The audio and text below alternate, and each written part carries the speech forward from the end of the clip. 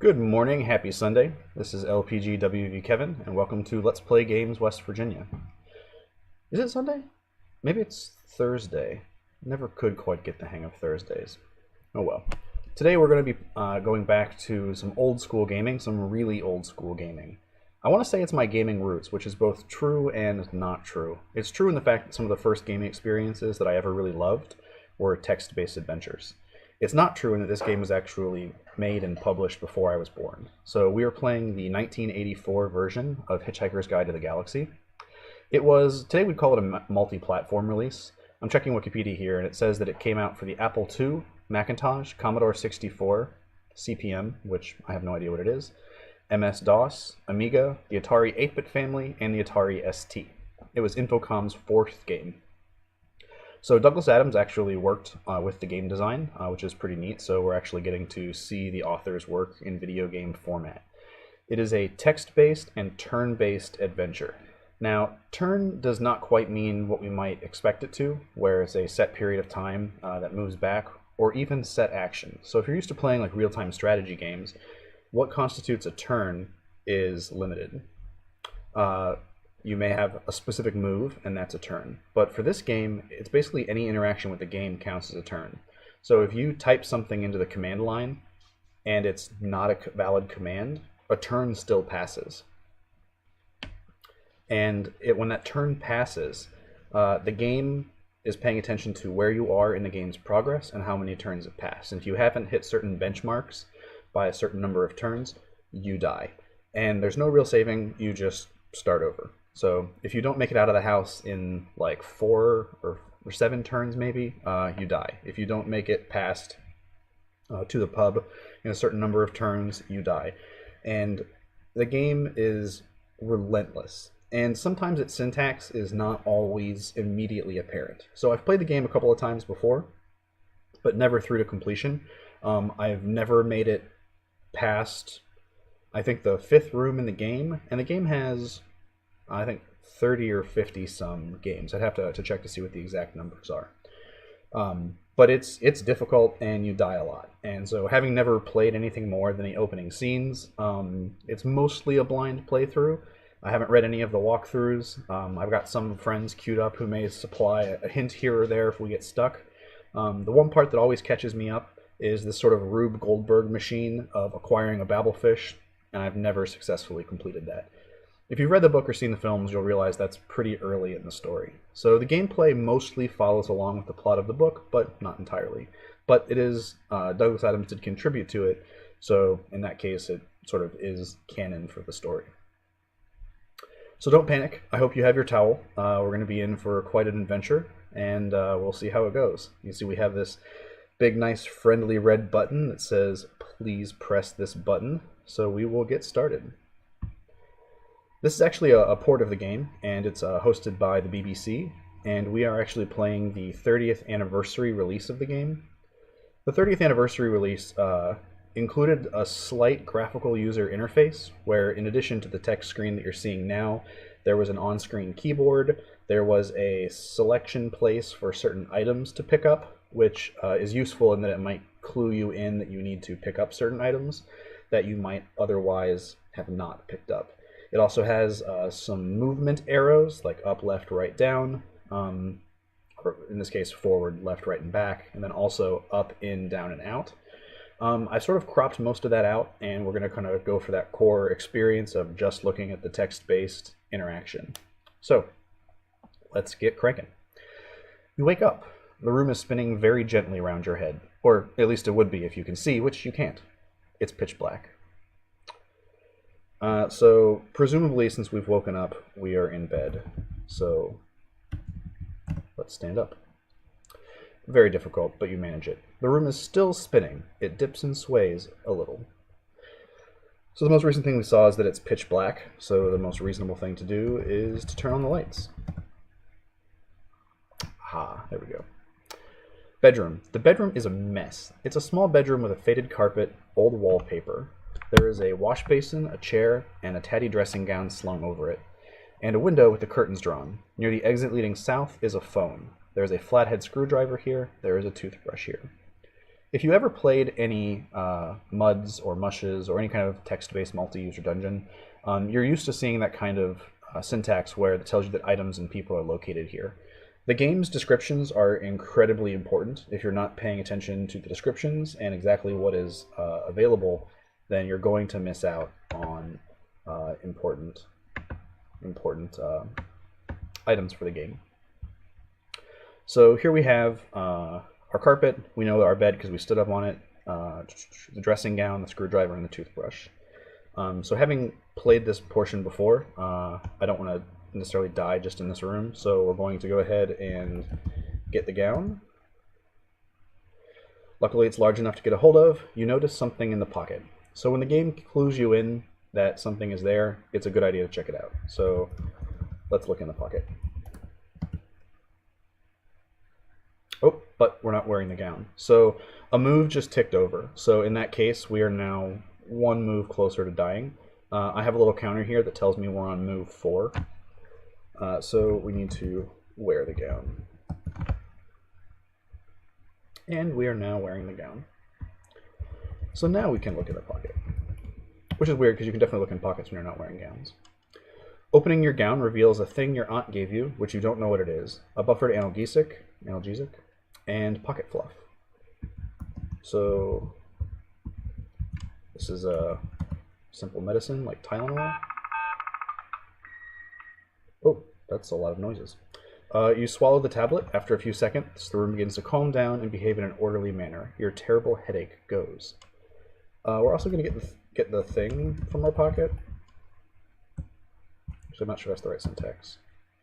Cool. Let's get the fluff, too. Alright.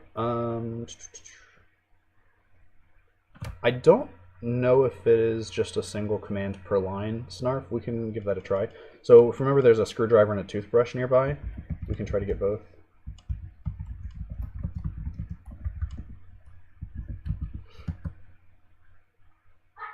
Aha, yep, we can pick up more than one thing at a time. So good eye there. Alright, so we've picked up the toothbrush and the screwdriver. There's an Easter egg or two here. So we decided to phone home. It says, "Who do you think you are? E.T." Let's see. We also had a wash basin. Let's look around the room again. That'll burn some time. Small room, faded carpet, old wallpaper, wash basin, chair, window. Near the exit, south is phone. Let's look under the bed. There's nothing there. Well, there's a few soiled handkerchiefs, a book you thought you'd lost, a couple of foreign coins, and something else which can't be fully described in a family game. But nothing you'd actually want. So, go ahead and chew on that. Alright, so we have the robe, we have the screwdriver, we have the toothbrush, we have some pocket fluff. I think that's everything. So, we will head south and leave. The front porch. This is the enclosed front porch of your home. Your front garden lies to the south, and you can re-enter your home to the north. On the doormat is a pile of junk mail. Let's go ahead and get the junk mail. I'm going to get the junk mail, even though I wouldn't normally, only because I happen to know that it's integral to the rest of the game. And typing is hard.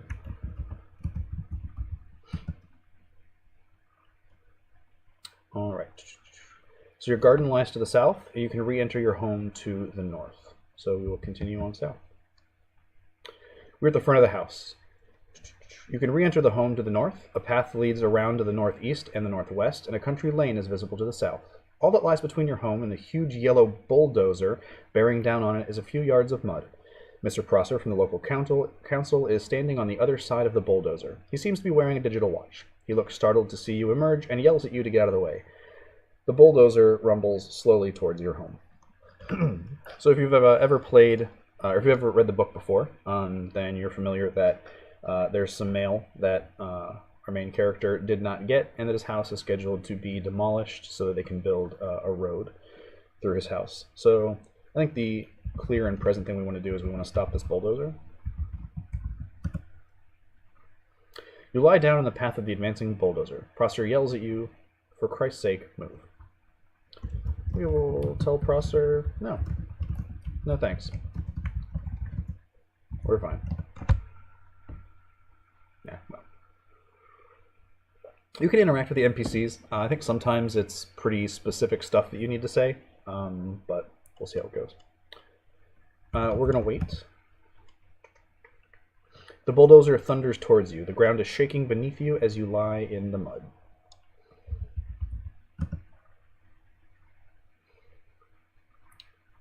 The noise of the giant bulldozer is now so violently loud that you can't even hear Prosser yelling to warn you that you will be killed if you don't get the hell out of the way.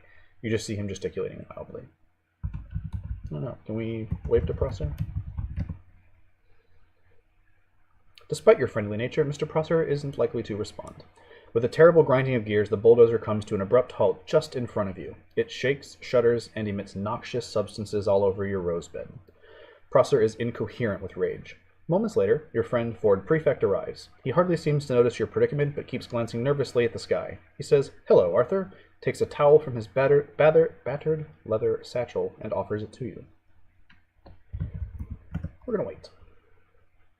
Some time passes. Ford glances uncomfortably at the sky. He offers you the towel again.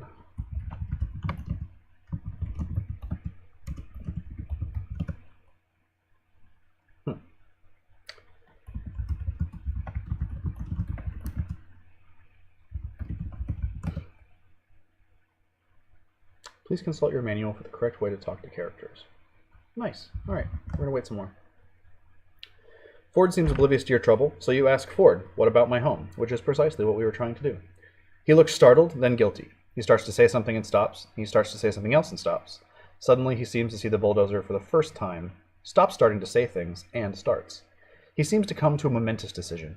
Says he has something for earth-shattering importance to tell you. Of earth-shattering importance? And stresses the importance of a quick drink at Horse and Groom. Pointing toward Prosser, you exclaim, "But that man wants to knock down my house." Or some words like that. Ford goes off for a quiet moment with Prosser. From where you're lying, you cannot hear what's happening, although they seem deeply engrossed in conversation. There really should be a manual for how to talk to people in real life. That would be fantastic. I think there are actually several of those manuals, but I don't know if they're any good. Time passes. Ford and Prosser stop talking and approach you. Ford says that Prosser has agreed to lie in your place so that the two of you can go off to the pub. Reluctantly, Prosser steps forward and lies down in front of the bulldozer, and you stand up. Guess we're going to the pub. Oops. We will attempt to follow Ford. No.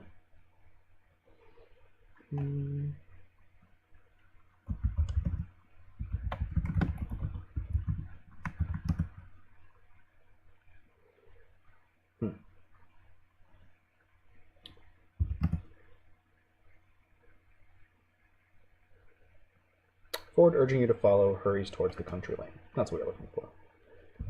So now we will follow Ford. In a state of anxiety and confusion, you follow Ford down the lane. The country road runs from your home to the north towards the village pub to the west. Ford Prefect is here. "Come along, Arthur," says Ford impatiently, and enters the pub. We too will enter the pub. The pub is pleasant and cheerful, and full of pleasant and cheerful people who don't know that they've got about 12 minutes to live, and therefore having a spot of lunch. Some music is playing on an old jukebox. The exit is east. Ford Prefect is here. There is a barman serving at the bar. Behind the bar is a shelf. It is full of the sort of items you find on shelves behind bars and pubs. Ford buys lots of beer and offers half to you. "Muscle relaxing," he says, impenetrably. Yeah, Andy, I think that humans get upset when you refer to them either as NPCs or humans, but yeah, definitely I agree with you on that one. So let's drink beer, because Ford has offered to us, and he seems to be our friend. I had no idea this game had sound. Not sure if you can all hear that. It's very good beer, brewed by a small local company. You particularly like its flavor, which is why you woke up feeling so wretched this morning. You were at somebody's birthday party here in the pub just last night. You begin to relax and enjoy yourself. So when Ford mentions that he's from a small planet in the vicinity of Betelgeuse, not from Guilford, as he usually claims, you take it in stride and say, "Oh yes? Which part?" I think we will drink more beer.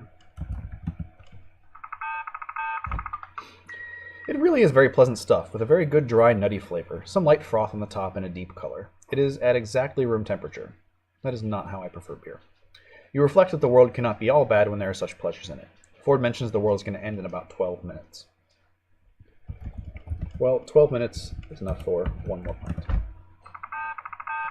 There is a distant crash, which Ford explains is nothing to worry about, probably just your house being knocked down. Fantastic. Let's look at that shelf. Apparently we're really concerned about prepositions here. On the shelf behind the bar is the usual array of bottles, glasses, and soggy beer mats, some packets of peanuts, and a plate of uninviting cheese sandwiches. Let's buy peanuts. However much you clear your throat, you wave your finger or waggle your eyebrows, the barman pays no attention. Well, that's a bummer. Can we buy cheese sandwiches? Yes, the barman gives you a cheese sandwich. The bread is like the stuff that stereos come packed in. That sounds awful. The cheese would be great for rubbing out spelling mistakes, and margarine and pickle have performed an unedifying chemical reaction to produce something that shouldn't be, but is, turquoise. Since it's clearly unfit for human consumption, you are grateful to be charged only a pound for it. Can I buy peanuts now? I kind of remember that being important, but maybe it's not. I have no idea what the syntax is to play on the jukebox.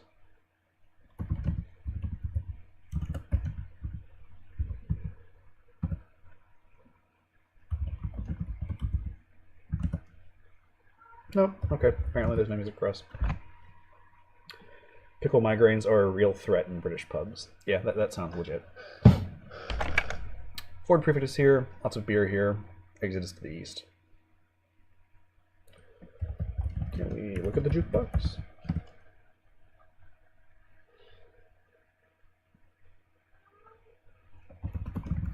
We're gonna buy another cheese sandwich. Nope, no we're not.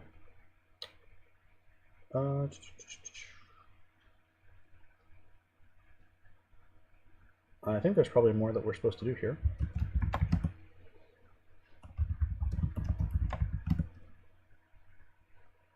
Nothing special about Ford. Well, I suppose we could head east. Ford hurries after us, so apparently we're in the lane. As you see the huge bulldozer heaving itself among the cloud of brick dust, which is all that remains of your home, you start up the lane. A small dog runs up to you, yapping.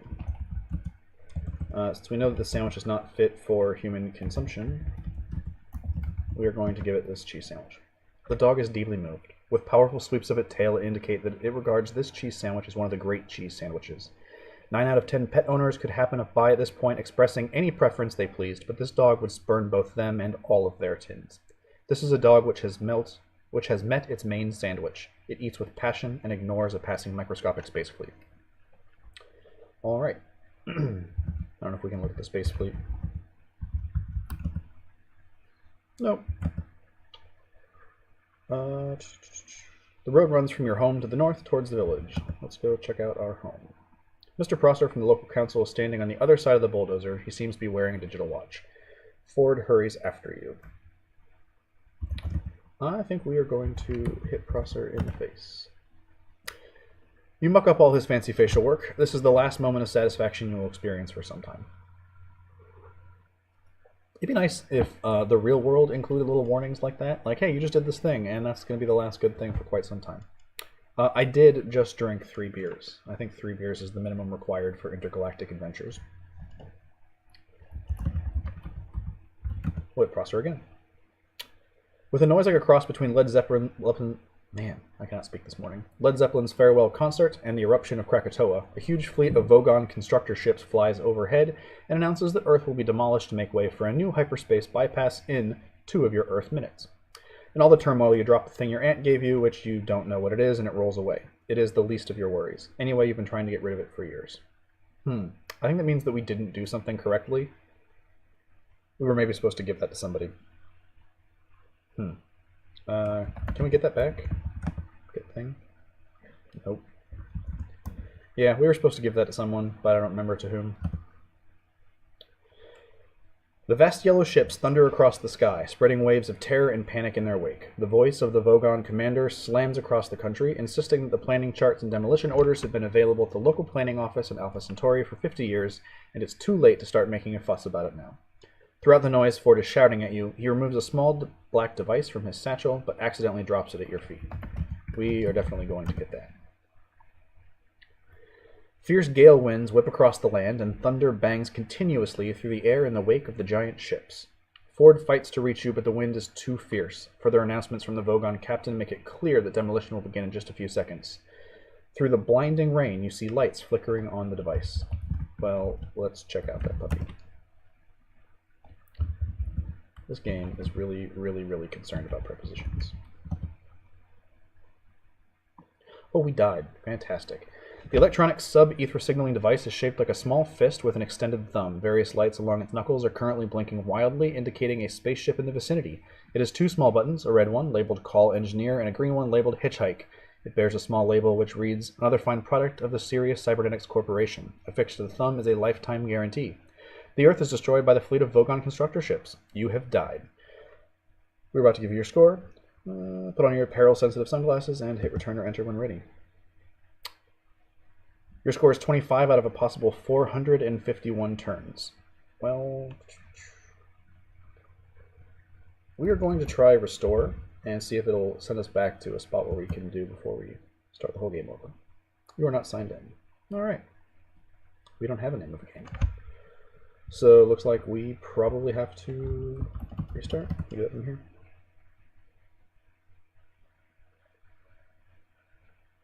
That's a strange new color.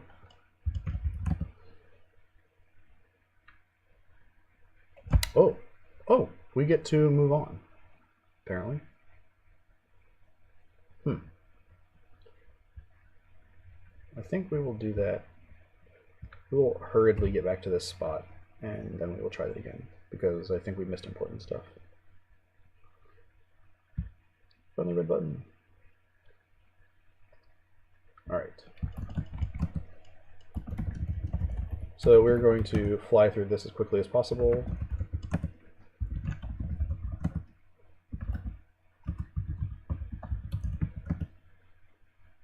Figures.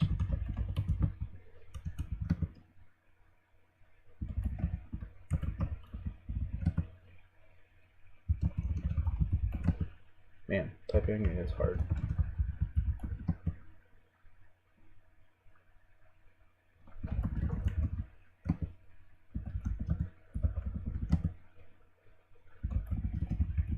Oh, although we could remember that we can take multiple things at a time.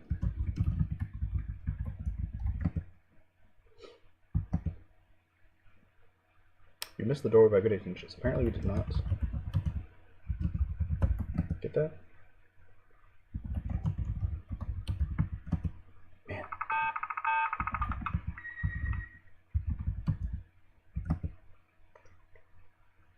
Really? Okay. It's empty.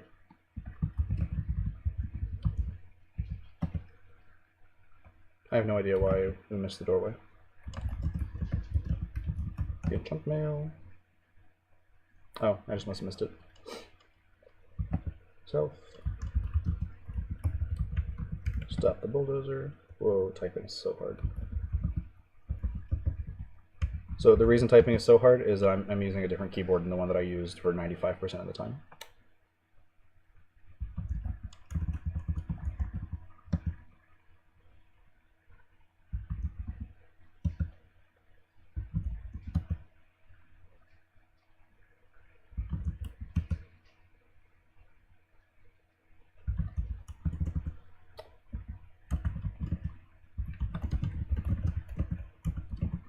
Definitely is a way to talk to Ford, and I just can't remember what it is.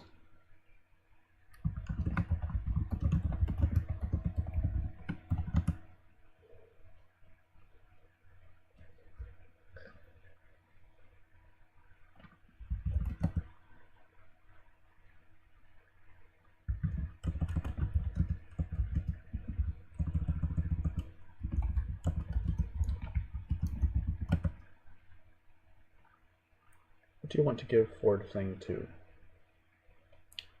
Say Ford, comma, what about my home? Alright, we will know that for next time. Since that already passed in the game. We're supposed to give thing to Prosser. We're supposed to give this thing to somebody. He is much impressed and says, you must have the same aunt I have. Okay. Look around. Follow Ford. Enter pub. Drink beer. Drink beer. Drink beer.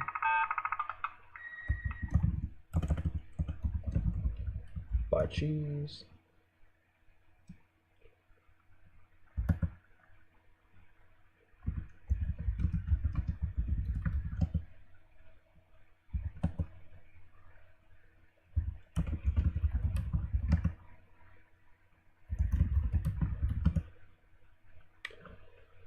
Oh, in the turmoil, you drop the thing your aunt gave you, although we already gave it to Prosser, so that's interesting.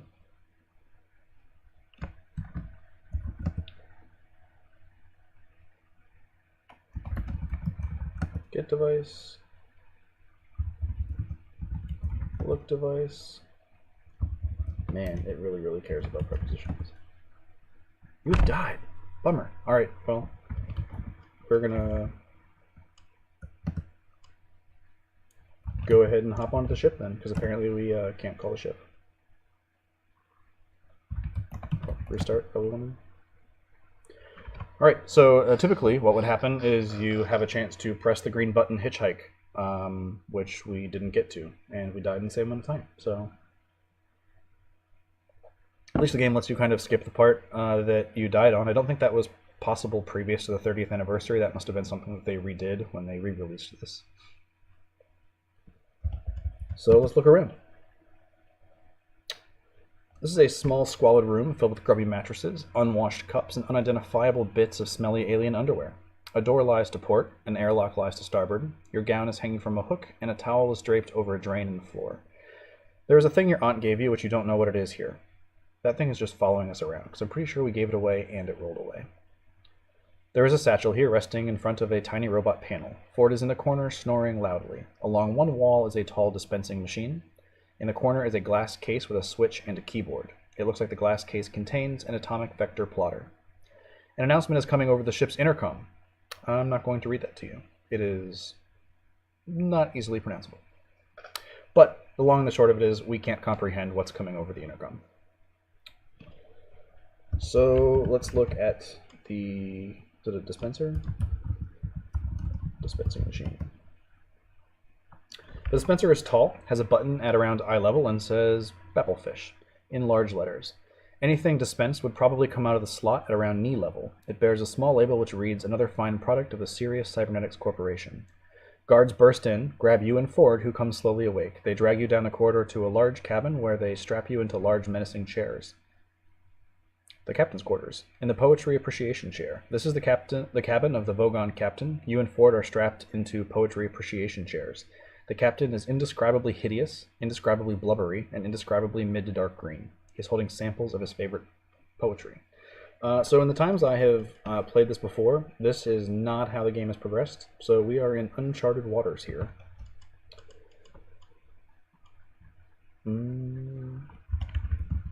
So I guess we'll look at the captain. So we stand up. You're strapped in, remember? If he's going to read us his poetry, mutters Ford, sweating profusely, please just pray that he softens us up with some cudgels first. The Vogon captain says, more things I'm not going to attempt to pronounce.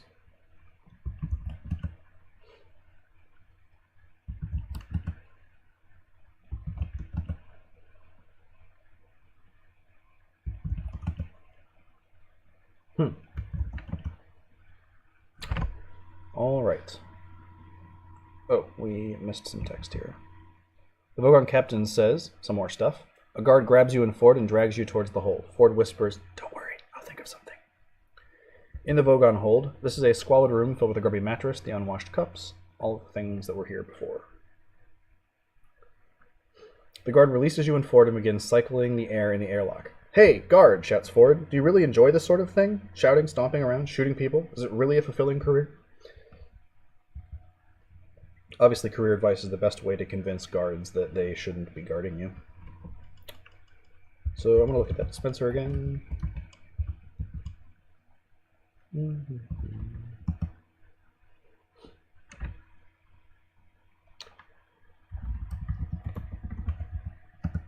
press the button. We're going to press the dispenser button because the game really cares about syntax a lot. Click. Ford continues trying to talk the guard into a sudden career change. What happened with click?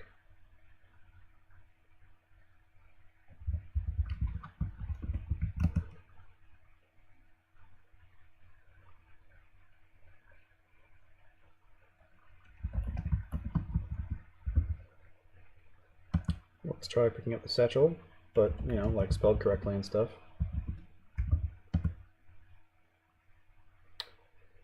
You get the robe. The guard says things. He throws you and Ford into the airlock and closes the door.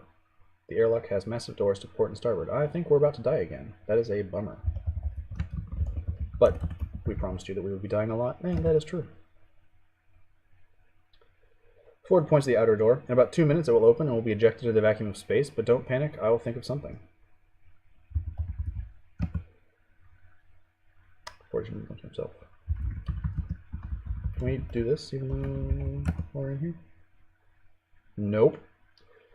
Every molecule in your body gets pulled away from every other molecule, then suddenly they snap back together again like elastic, and you find, with a dizzy head and very slow molecules, that you are in the dark. Alright. Can we stand up? There's nothing you can taste, nothing you can see, nothing you can hear, nothing you can feel, nothing you can smell. You do not even know who you are. Taste, see, hear, feel, smell. Yeah, that's all of them. Can we turn the lights?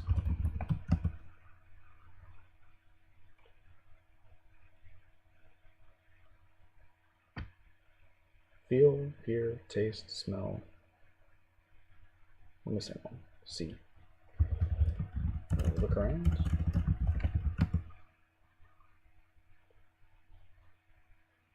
Can't hear, see, smell, feel, or taste anything.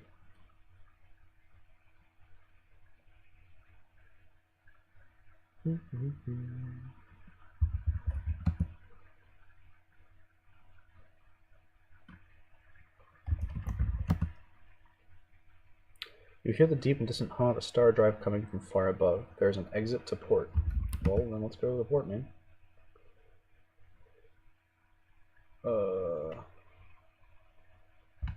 Exit. Smell, taste, see, feel. Listen.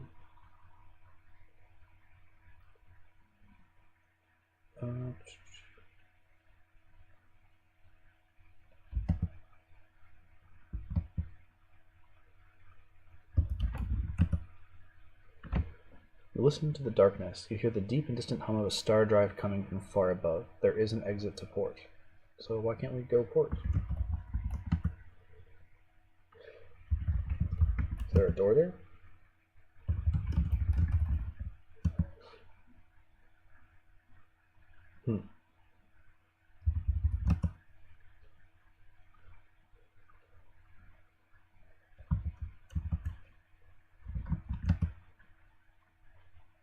Alright, if there's anybody in the chat who's paying attention to where we are. We were presented with several senses. It was missing hear, or listening, so I did that, and you hear the deep and distant hum of a star drive coming from far above. There's an exit to port. If you have a suggestion on how to move out of here, please let me know.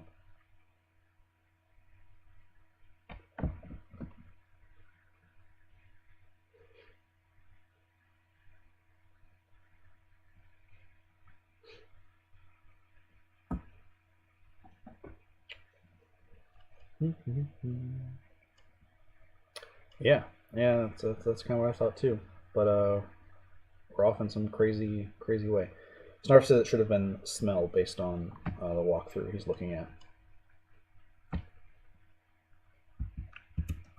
So if the front of a ship is north, port is east, right?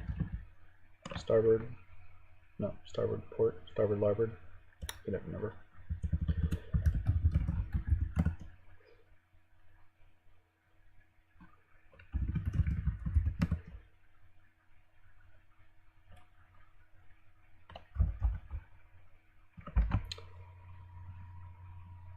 Yeah, so ever since we hit the restore command, it's been portions of the game I hadn't seen before. So I was also expecting when we got to this spot it would be smell, but yeah.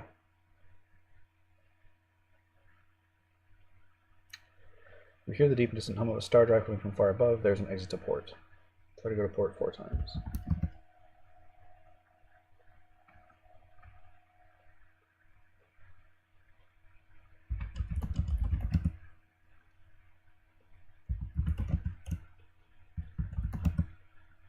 Oh, jeez.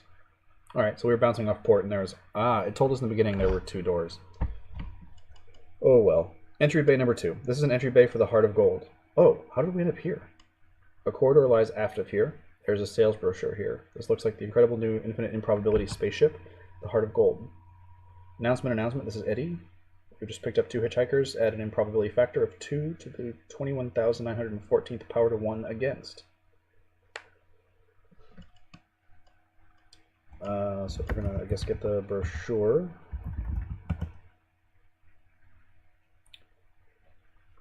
Come on, let's look for the bridge. You follow forward and eventually come to the bridge. This is the bridge of the Heart of Gold. A gangway leads down, and steam comes from an entrance to port. Next to the control console is Eddie, the shipboard computer. At the controls, apparently expecting you and Ford, are a man with more than the usual number of heads, the name Zaphod is stitched on his shirt, and a dark-haired woman holding a handbag. Both seem somehow familiar. There is a molecule hyperwave pincer here. Let's look at that brochure. Hey Zaphod, how you doing? Says Ford. He's cool. Not bad, Ford. Great to see you, replies Zaphod. He's cooler. You suddenly realize that the woman is Tricia McMillan, call me Trillian, whom you were trying to pick up at a party in Islington just a few weeks ago, and that Zaphod is the guy she eventually left the party with. Odd. I still want to look at the brochure. Alright, there's nothing special about the sales brochure. High gloss laminated plastifoil. Unlikely sales blurb. Ridiculously expensive logo design. Like my spaceship, Ford? Zaphod asks. Your spaceship, says Ford, losing his cool for a second. Yeah, I stole it, Zaphod admits. I'm gonna use it to find the legendary lost planet of Magrathea. Let's go sit in the sauna while I explain. Zaphod, Ford, and Trillian all head off to port. Well, we don't want to miss a trip to the sauna, do we? You enter the sauna. After several hours, you come out a changed man.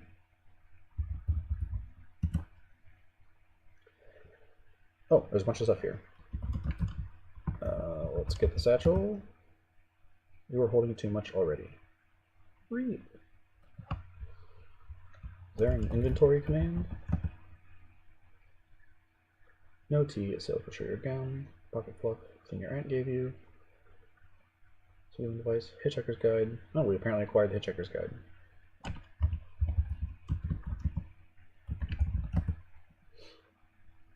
The guide is a Mark II model that only resembles the Mark IV pictured in the brochure in your game package is a large, friendly "Don't Panic" on its cover.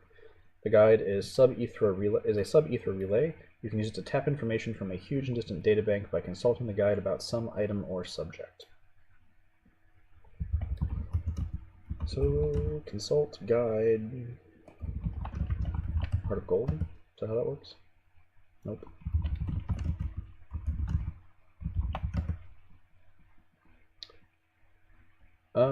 How do we consult the guide? Read guide? Try consult guide about. That is exactly what we did. Consult guide.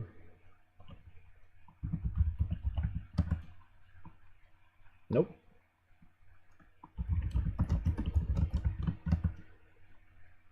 Nope. Alright. I'm carrying too much stuff. We can't get the satchel.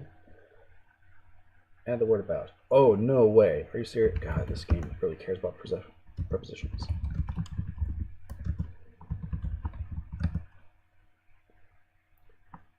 The guide checks through its sub-Ethernet database, eventually comes up with the following entry. Zaphod Beeblebrox is the current president of the galaxy. You know, there's some similarities between this president of the galaxy and maybe other presidents.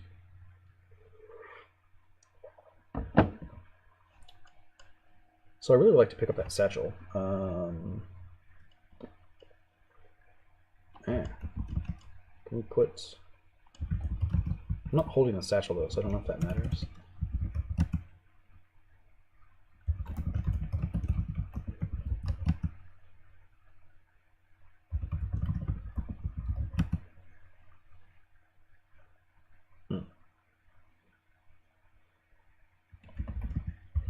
Is there a purse lying around?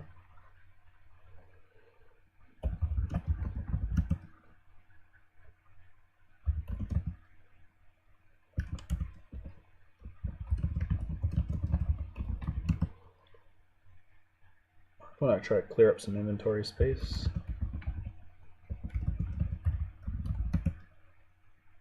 There's no room. I can put one thing in the purse. Thanks. Let's look at the pincer. Well, it looks like every other molecular hyperwave pincer you've ever seen. That's super helpful. So I have a little notification here on the side that you can't see. It says a molecular hyperwave pincer. It is a tool for the manipulation of individual molecules and molecular structures. It is apparently 240 pixels by 240 pixels and has a mass of 3. Snarf says, try the thing. I don't know the word try.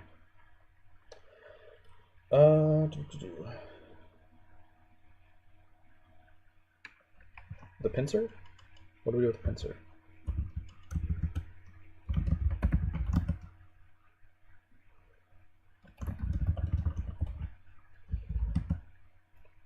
Can't turn that on. Sorry, put your inventory in the thing. Ah.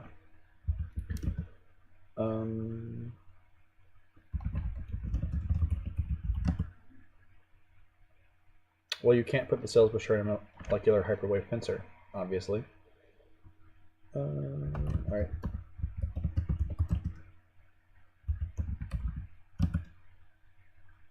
Man.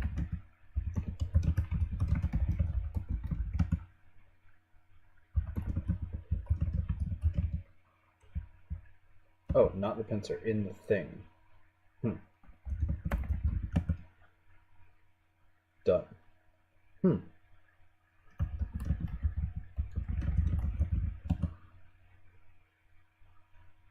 Well, that's interesting. Oh. Yay! Ladies and gentlemen, he can be taught. So I guess we're going to put all of our stuff in the thing.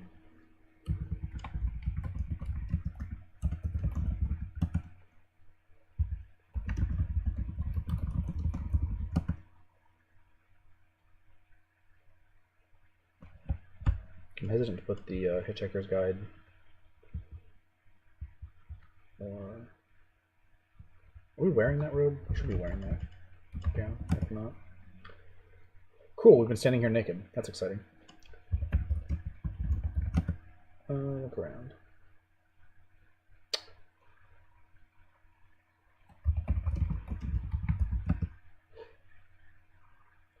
You see nothing special about Eddie, the shipboard computer. You feel a wave of depression sweep over you, and you turn to see that Marvin the robot has stalked miserably into the room.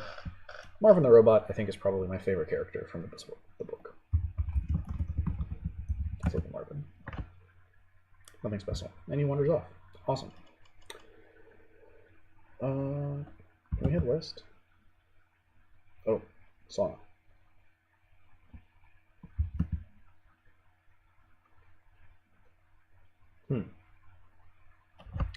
Yeah, Snarfast isn't Marvin's everyone's favorite character in the book, and it really should be. I kind of didn't like how he looked in the remake of the film from like 10 years ago. I don't know if you guys saw that or not. He was just kind of like very roundy, Apple iRobot kind of looking creature, and that just was not my mental image. It was radically different from the old live-action Hitchhikers. I don't even remember when that was made, but it's particularly old. All right, so we have an opportunity to go down, since the other thing is not where we wanted to go. Corridor, 4-end. Yeah, that's true. Alan Rickman is almost always a good choice. I agree with Andy on that one. Corridor, 4-end. This is one end of a short corridor that continues aft along the main deck of the Heart of Gold. Doorways lead to fore and port. In addition, a gangway leads upward. Oh, take the pincher. Can we take that? Yep, apparently we can. Thanks for the heads up. So, in the very first time I played this, I did not snag the junk mail, and the junk mail is integral into catching a Babelfish. We apparently skipped that part of the playthrough, but if you don't grab that junk mail, there's no way to like fix that. So we'll head back down. I think there's an exit aft. This is one end of a short corridor that continues fore along the main deck of the Heart of Gold. Doorways lead to aft and port. In addition, a gangway leads downward. Hatchway. You are at the bottom of a gangway. A hatch below you is closed. There's a small access space to starboard. Yeah, maybe the game did glitch in pity for us, because it was just pretty painful there for a second. The hatch below you is closed. A small access space to starboard. I don't think we should be opening hatches willy-nilly in spaceships, but that's just me. Let's head to starboard. The entrance is so narrow that you probably couldn't pass by holding anything. Well, maybe one thing. Well, that seems particular. So let's remove the gown.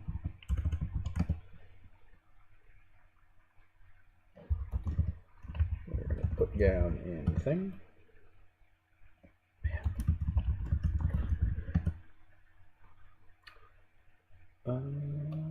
Put purse in thing.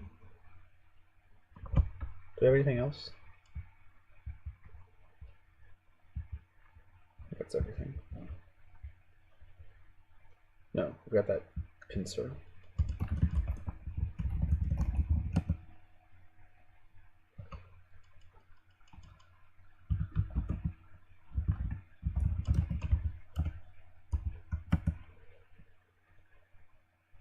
I don't know how to talk to Marvin. So I guess we're going to hold the thing. And now can we head starboard?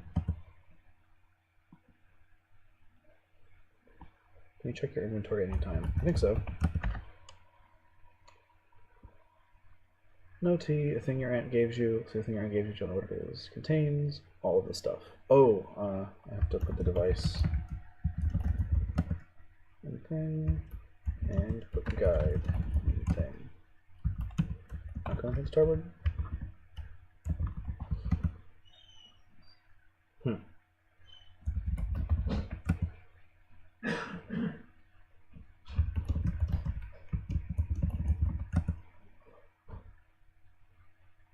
That was worth a shot. Since no tea is in our inventory, I tried to put the no tea in whatever the thing our aunt gave us is, but it didn't work.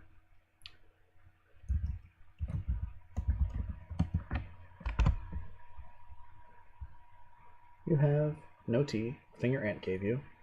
It looks like the thing your aunt gave you, but you don't know what it is. Are those two different items? Oh no, it looks like it contains, sorry. Whole sentences, in the order that the words appear. Look.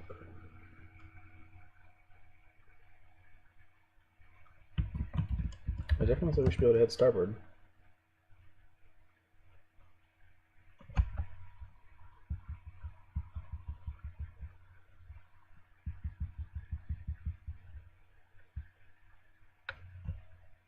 Oops. All right.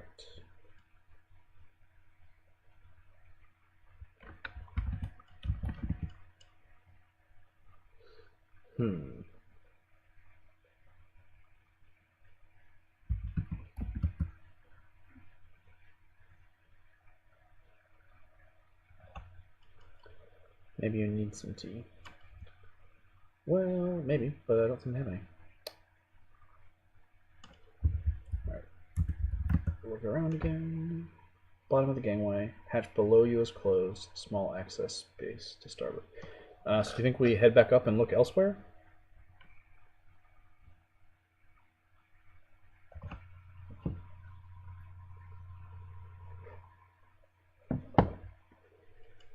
Can we head down?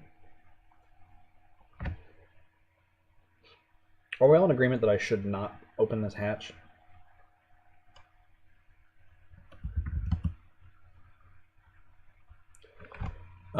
Nope. Snarf, it looks like 4 is not the answer. I think we have to either get through that small passageway, open the hatch, or head back up. Yeah, get back up either.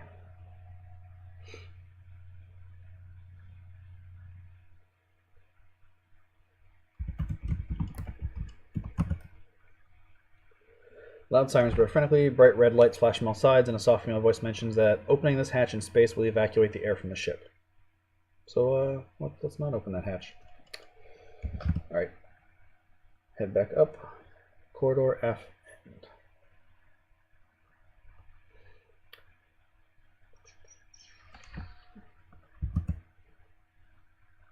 The screen door is closed.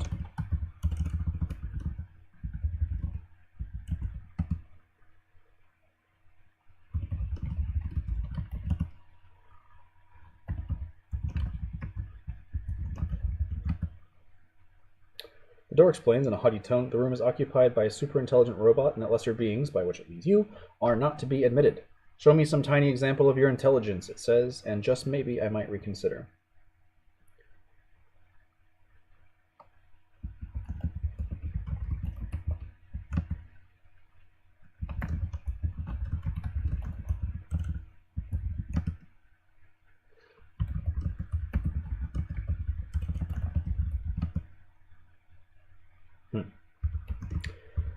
Throw a shot.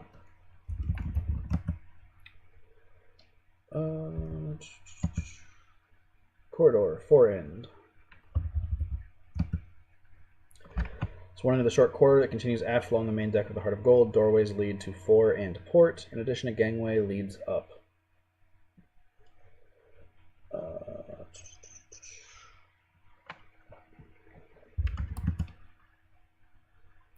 The galley. You are in the galley area of the ship, containing a machine which is the state-of-the-art nutritional technology of Sirius Cybernetics Corporation, Nutrimat.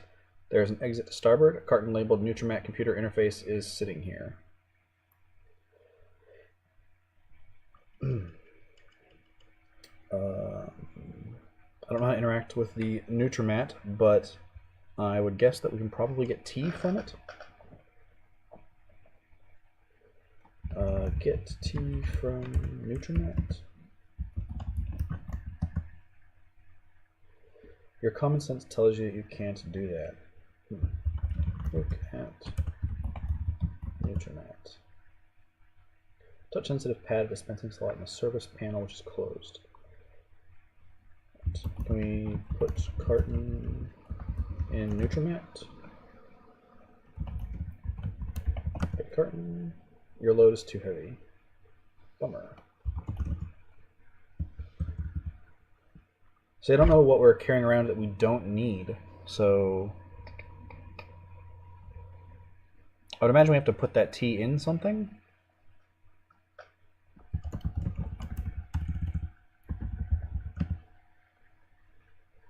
Oh, no, neither one of those.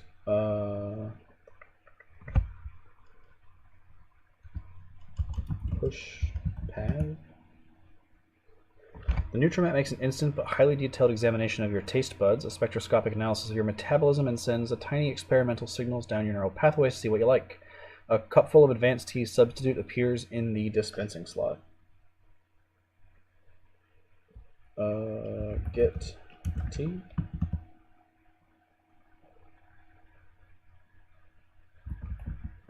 Why can't I get tea? I think I need a cup or something.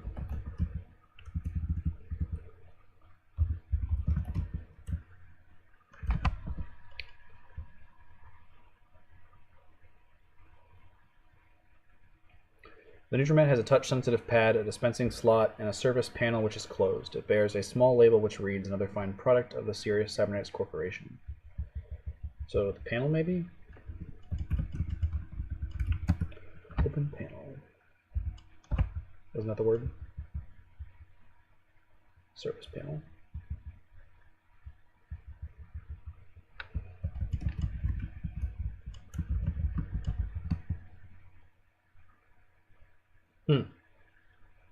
I don't think we want to like break this thing, but that seems oh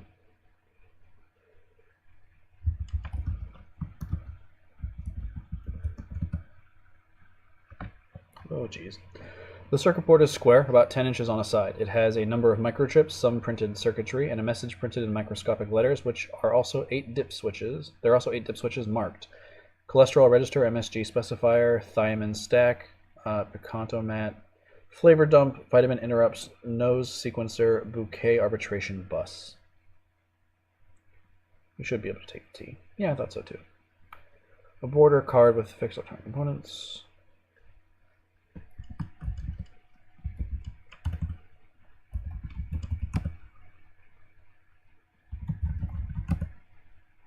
Why can't you just take the T? I would think you have to put the T in something, right?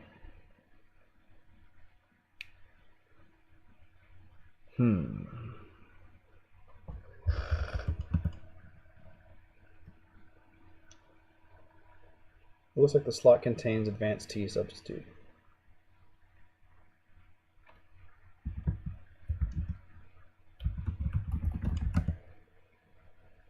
Your load is too heavy. Man, what do we have that we don't need?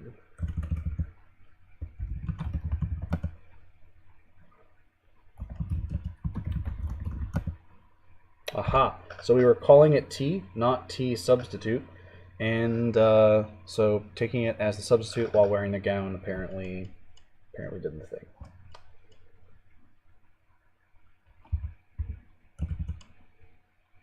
So how do we go to here? Aft? Nope. Nope. How do I get here?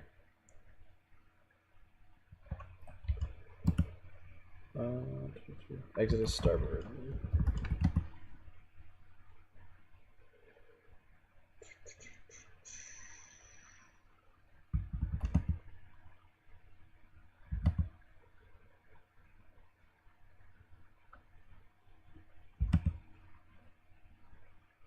And I don't know.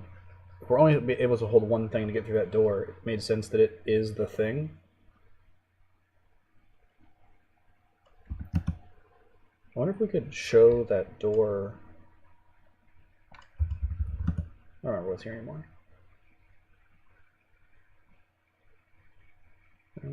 Doorways lead aft and port.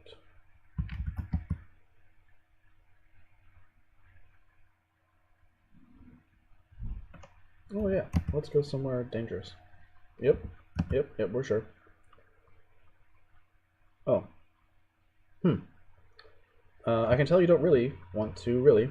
You stride away with a spring in your step, wisely leaving the drive chamber safely behind you. Telegrams arrive from well-wishers in all corners of the galaxy congratulating you on your prudence and wisdom, cheering you up immensely. So, do that again. You're joking, of course. Can I ask you to reconsider? No, we're definitely going to go. Engine room. You're in the infinite improbability drive chamber. Nothing happens. There's nothing to see. That kind of seems unlikely. I mean it. There's nothing to see here. I don't think that's the case. Okay. There are a few things to see here. This is the room that houses the powerful infinite improbability generator that drives the heart of gold. An exit lies forward here. Sitting in the corner is a spare portable improbability generator. There is an ionic diffusion rasp here. There's a pair of hypersonic pliers here. Footnote 10. I don't have anything to check footnotes, but that sounds important.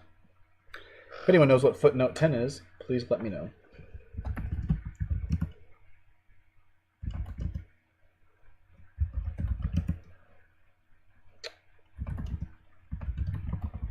Okay, can we get the generator?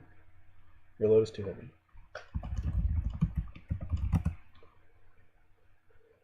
Well,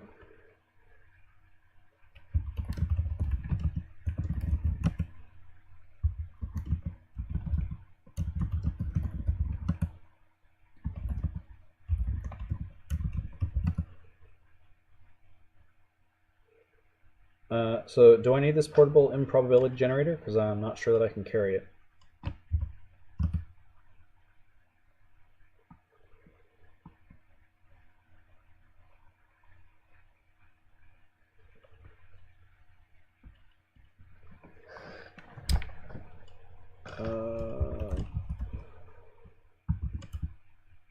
Try drive.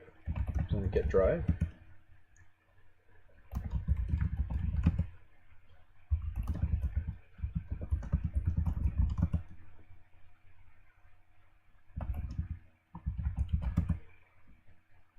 It says too heavy.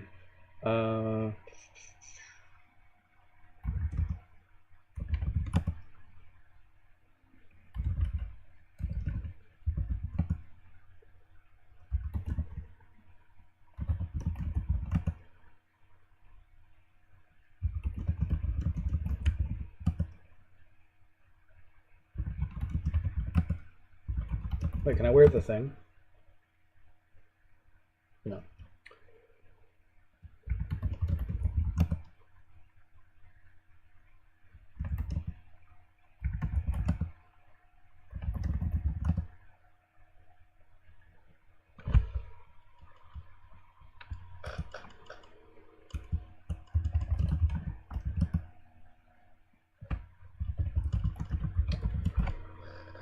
The spare improbability drive has a switch, a long cord ending with a large plug, and a short cord ending with a small plug. It bears a small label which reads, "Another fine product of the Sierra Cybernetics Corporation."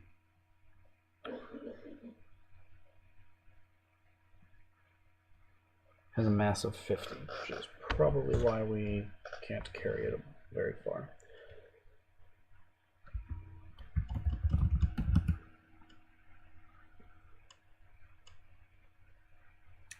Well, I don't want to leave all my stuff here, so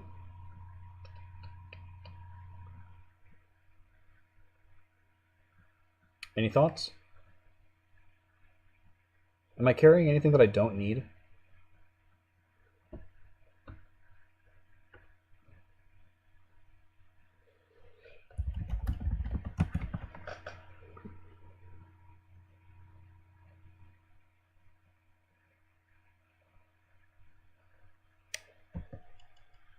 Take the drive to the bridge.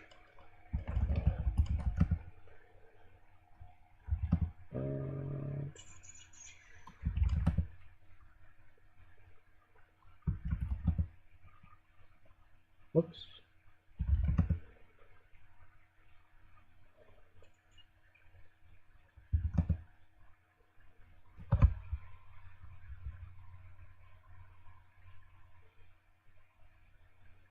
Afton port.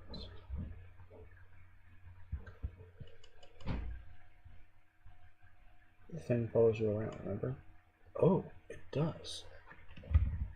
I forgot about that. Oh. How do I get out of here?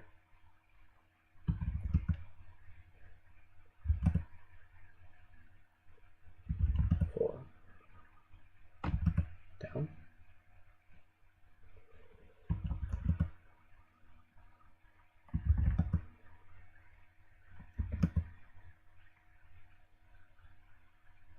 I don't remember how to get out of here.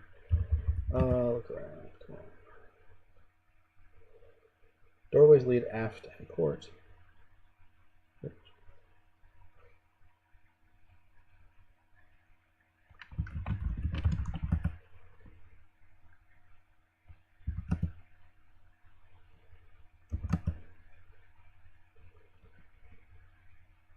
Okay.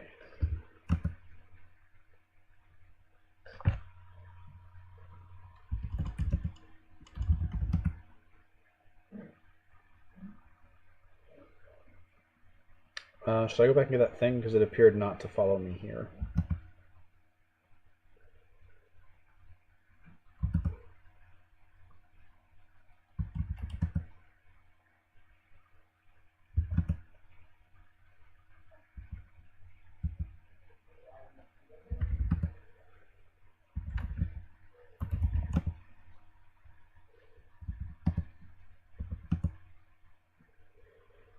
Okay. Yeah, I'm now at the bridge. I have the spare improbability drive here. I went back and got my thing, but I don't know what it is. There's also a satchel here. And I ganked that purse. I'm not sure if I was supposed to do that.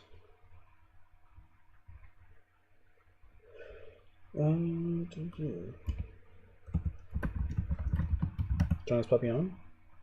Nothing happens. Install spray.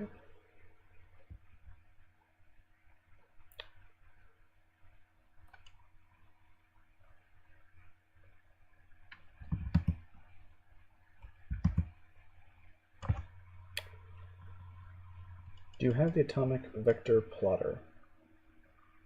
No, I don't think so. I think that was in the room where the Babelfish machine was.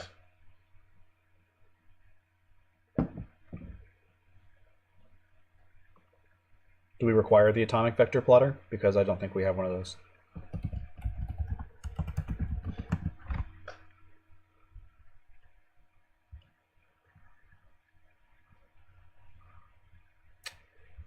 Well, that's a bummer. What do we do in the absence of the atomic vector plotter?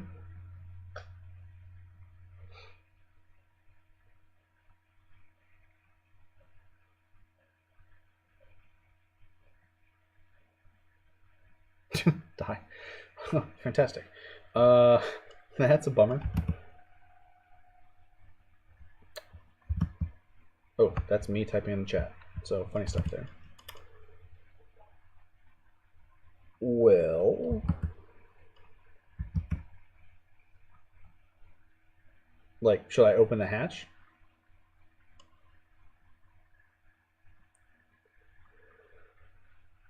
Yeah. Bummer. All right, Snarfer's gonna check out and see if there's any way for us to salvage this particular playthrough. If not, we have to start over because that's how this game rolls. In case you've been wondering, we have made 300 moves, we have won 9 awards, and we currently have a score of 58. I think the max score was 400, I think is what it told us. It's in the hold. We haven't seen a hold.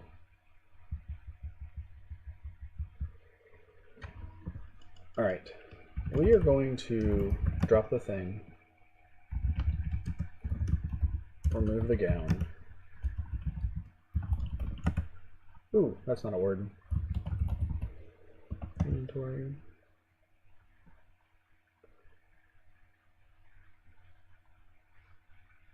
That was a different ship. That was the Vogon ship. We're in the Heart of Gold because we hit the green button. Yeah, we're not in that ship anymore.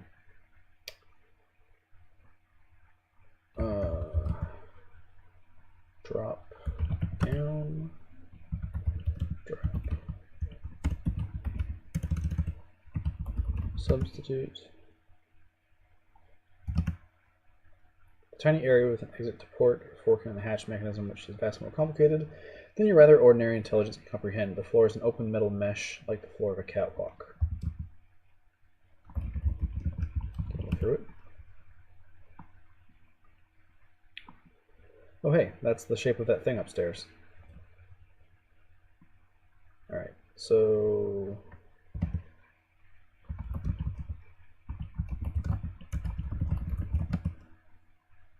Man.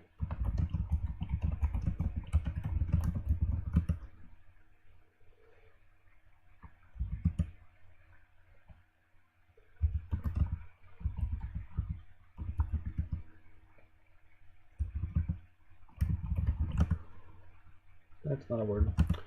What? Oh, that stuff did follow me around. That's crazy. Look in mesh.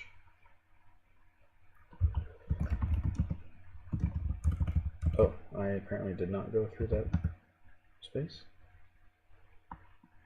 So is it one specific thing, not any one thing?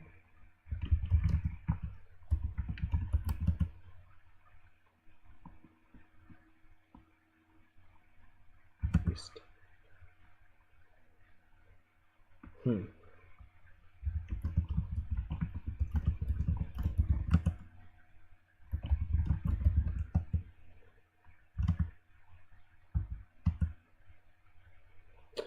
So what do we think? Do we start over or do we just mess around and see if we can salvage anything here? The game's pretty strict, so I don't know that there's much that we can do if we don't have the necessary components.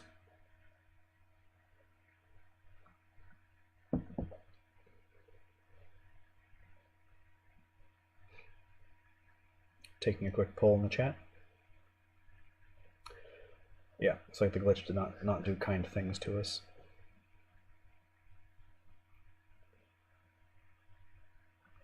Yeah, I think we're pretty screwed here. All right, so we're gonna give that a second try. That is a little bit of a bummer.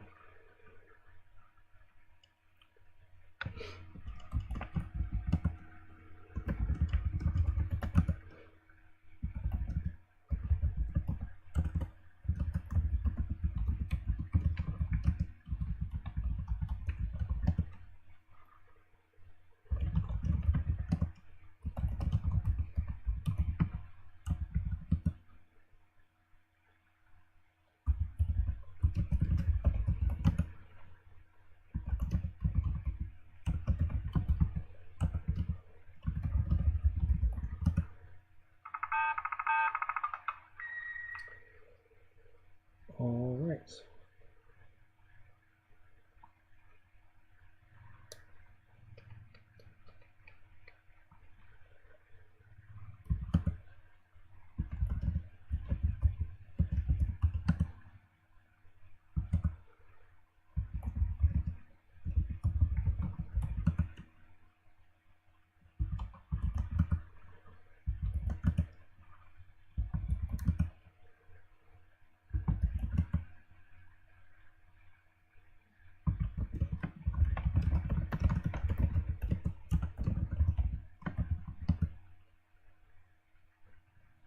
All right, I don't know how to talk to NPCs. If someone can figure that out, that would be awesome. What about my home? Do we need quotes?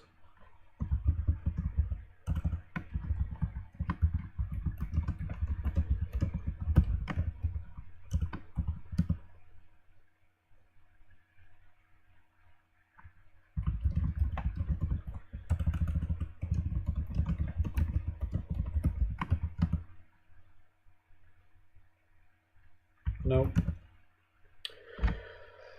All right. What to do?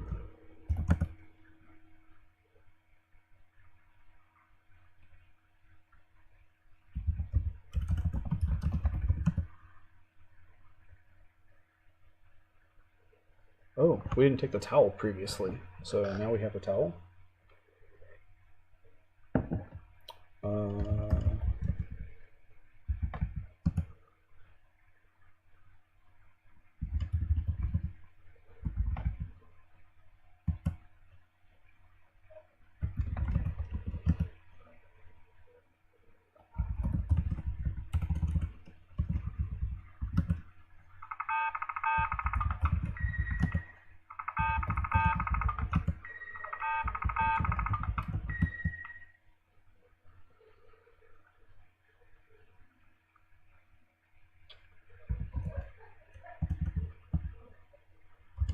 I don't remember which way the exit is. East.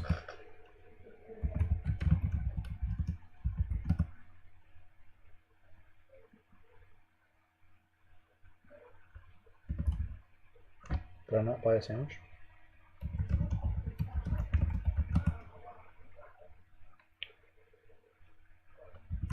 North.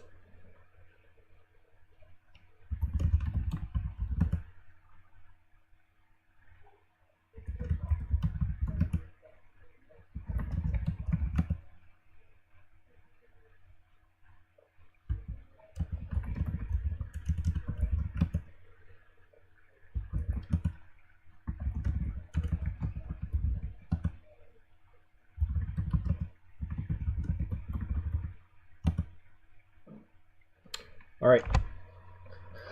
So that's the way that should have happened, is snagging the device, pressing the green button to hitchhike.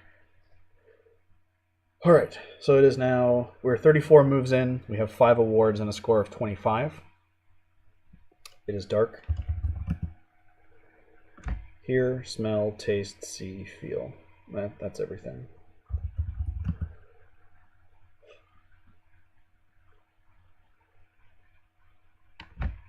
Hear, see, smell, feel, taste.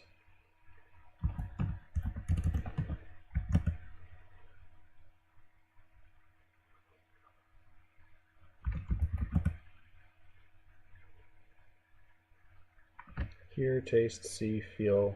Now we're missing smell. It does smell a bit. There's something pungent being waved under your nose. Your head begins to clear. You make out a shadow moving in the dark. So let's look at the shadow. Aha! Alright. So the Vogon hold. This is a squalid room filled with grubby mattresses, unwashed cups, and unidentifiable bits of smelly alien underwear. We were here before. A door lies to port, an airlock lies to starboard. Along one wall is a tall dispensing machine. In the corner is a glass case with a switch and a keyboard. Looks like the glass case contains an atomic vector plotter, which we know we need. Yep, got it, Richard. We'll snag it. Ford removes a bottle of Santroginian mineral water, which he's been waving under your nose. He tells you that you are aboard a Vogon spaceship and gives you some peanuts. Let's eat the peanuts. Open case. Why can't we open the case? What they got? Oh no, thing, stuff. Alright, this is the section of the Rube Goldberg machine of stuff to get a Babelfish and to get this case open. Oh yeah, okay, alright. So, alright, move down. Supposed to put it somewhere, like on a grate or something. Hang it. On.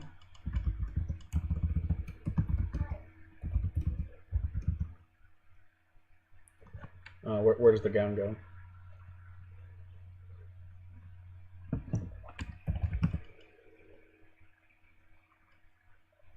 Ah, thanks. Hang gown on hook. Ford yawns. Matter transference always tires me out. I'm going to take a nap. He places something on top of his satchel. If you have any questions, here's Hitchhiker's Guide to the Galaxy, footnote 14. Ford lowers his voice to a whisper. I'm not supposed to tell you this, but you'll never be able to finish the game without consulting the guide about lots of stuff. And you're naked in space. Alright. Get the guide. I think I'm supposed to like put the satchel on a grate. Is that right?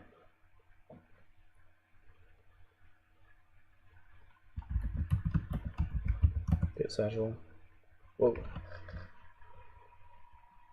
That is a wall of text. It is, of course, well known that careless talk costs lives, but the full scale of the problem is not always appreciated. For instance, at the exact moment you said, hang gown on a hood, a freak wormhole opened in the fabric of space-time continuum and carried your words far, far back in time across almost infinite reaches of space to a distant galaxy where strange and warlike beings were poised on the brink of frightful interstellar battle. That is a hell long sentence. The two opposing leaders were meeting for the first time. A dreadful silence fell across the conference table as the commander of the Vhurgs, resplendent in his black jeweled battle shorts, gazed levelly at the Grunked leader, squatting opposite him in a cloud of green, sweet-smelling steam. As a million sleek and horribly beweaponed star cruisers poised to unleash electric death at his single word of command, the Vhung challenged his vile enemy to take back what he had said about his mother. The creature stirred in its sticky, broiling vapor, and at that very moment, the words, hang gown on hood, drifted across the conference table. Unfortunately, in the Vhung tongue, this was the most dreadful insult imaginable, and there was nothing for it but to wage terrible war for centuries. Eventually, the error was detected, but for over 250,000 worlds, their people and cultures perished in the Holocaust. You have destroyed most of a small galaxy. Please pick your words with greater care. Well, that's lovely. I think I already have the towel.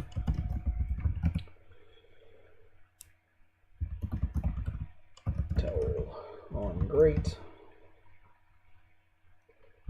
Put satchel in front of dispenser.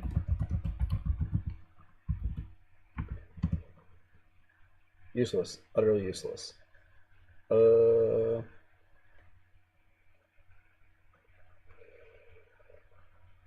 Is there some specific syntax there?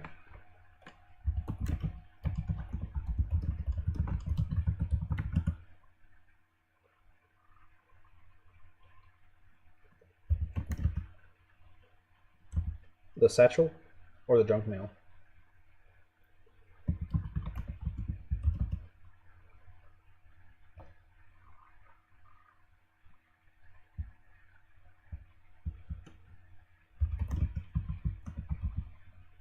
Do I put the junk mail in there first?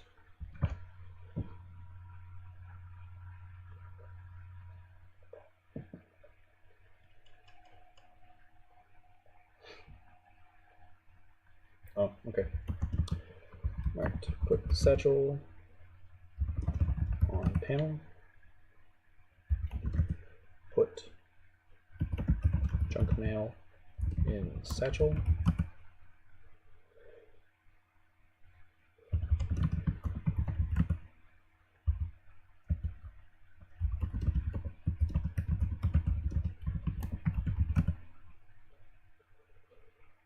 Do I have to go stand somewhere specific? Or just push the button?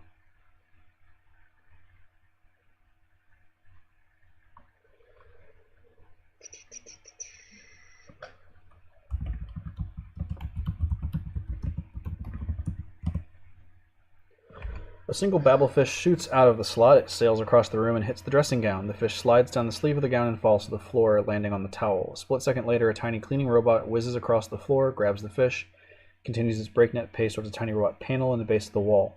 The robot plows into the satchel, sending the Babelfish flying through the air in a graceful arc surrounded by a cloud of junk mail. Another robot flies in, begins madly collecting the cluttered pile of mail. The Babelfish continues its flight, landing with a loud squish in your ear. Hey, that would have been impossible, I think, to have figured out in any meaningful way. So we need to open that case, right, to get the thing? It won't budge.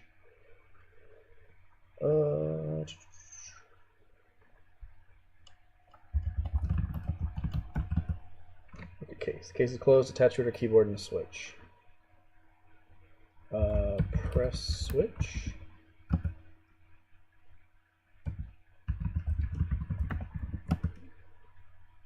This is the captain. My instruments show that we've picked up a couple of hitchhikers. I hate freeloaders. When my guards find you, you'll have you thrown into space. On second thought, maybe I'll read you some of my poetry repeating.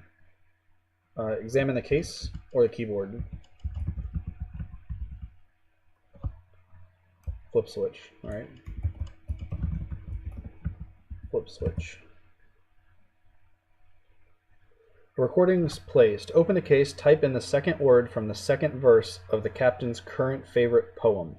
Warning, an incorrect input will cause the case to explode. An announcement is coming over the ship's intercom. This is the captain. My instruments show that we've picked up a couple of hitchhikers. I hate freeloaders, blah, blah, blah, blah. All right, hang on. The second word from the second verse of the captain's current favorite poem. Second word of the second verse. Remember that. All right, so I guess we're just gonna have to wait until we get captured and get that poetry. Does that sound reasonable?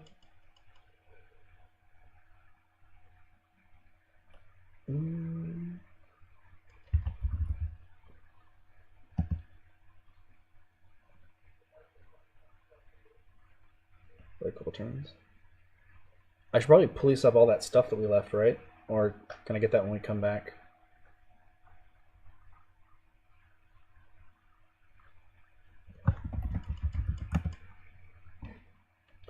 Nope. Alright, guards burst in and grab you and Ford, who comes slowly awake. They drag you down a corridor to a large cabin where they strap you into large menacing chairs. Captain quarters in the Poetry Appreciation Chair. This is the cabin of the Vogon captain. You and Ford are strapped into Poetry Appreciation chairs. The captain is indescribably hideous, indescribably blubbery, and indescribably mid to dark green, which is almost a description of the Baron Harkonnen from Dune, minus the green bit. He is holding samples of his favorite poetry. If he's going to read us his poetry, mutters Ford, sweating profusely, just pray he softens us up with some cudgels first. Hello, hitchhikers, begins the Vogon captain. I've decided to read you a verse of my poetry.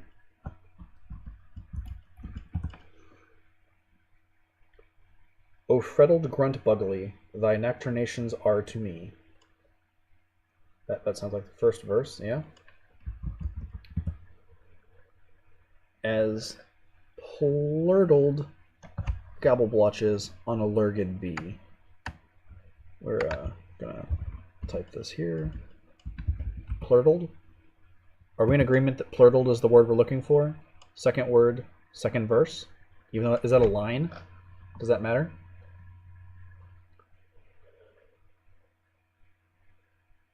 Jagro, do you actually know the next line? Because that would be awesome.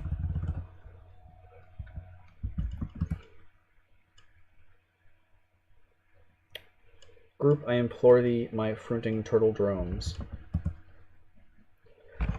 and hooptitiously drangle me with crinkly binderwundles, or I will rend thee into gobblewarts with my grubblecrungeon. See if I don't. It was pretty close. Wait.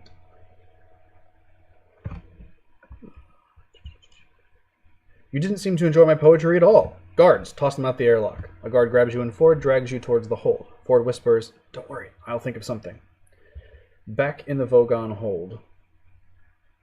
The guard releases you and Ford begins cycling the air in the airlock. Hey guard, shouts Ford, do you really enjoy this sort of thing? Shouting, stomping around, shooting people. Is it really a fulfilling career? So I need to type on the keyboard. I don't think we have much time, so I don't want to screw up the syntax there. How do I interact with that keyboard, Snarf?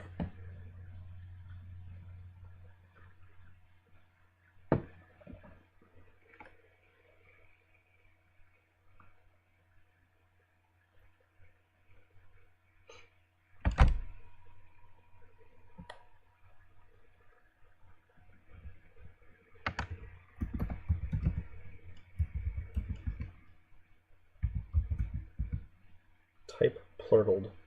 Does that look correct? Plurdled.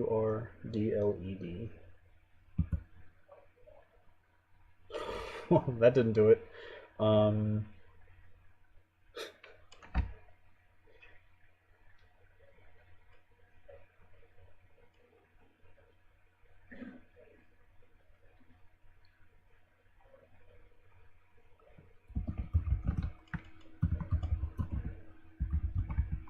Oh.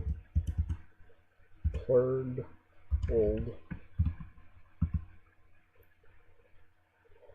Nope. The hold of the Vogon ship is virtually undamaged by the explosion of the glass case. You, however, are blasted into tiny bits and smeared all over the room. Several cleaning robots fly in and wipe you neatly off the walls. You have died. So, score of 45 out of a possible 469 turns. Giggity. Would you like to start over, restore a saved position, or end this session of the game? I don't think we have a password for the save. Let's restart. What, did this an awful thing? Yep.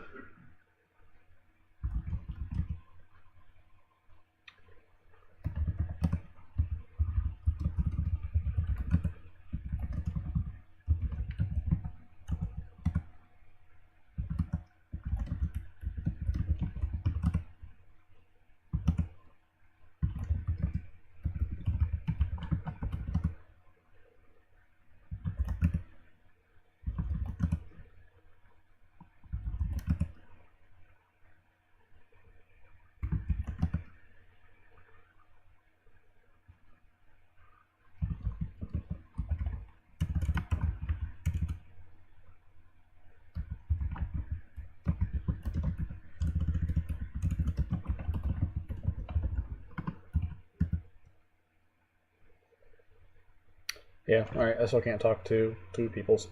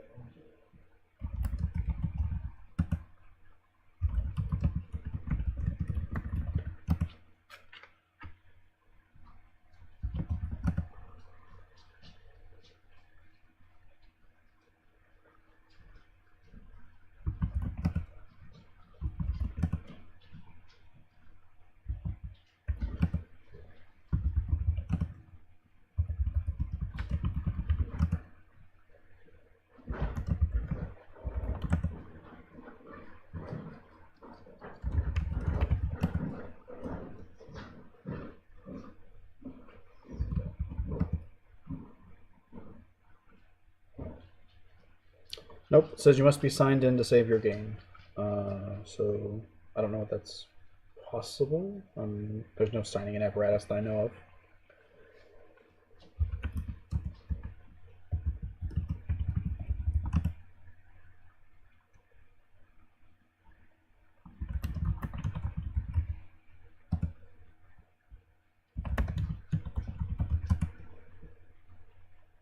Oh, sorry, my bad.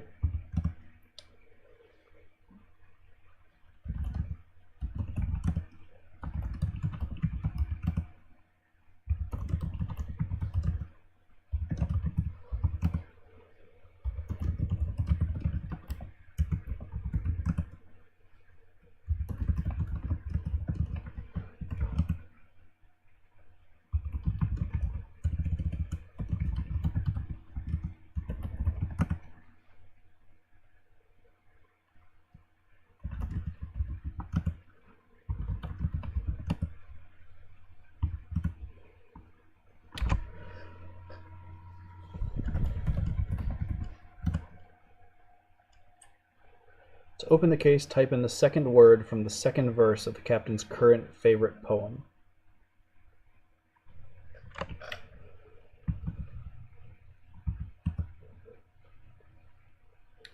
There's no saving here.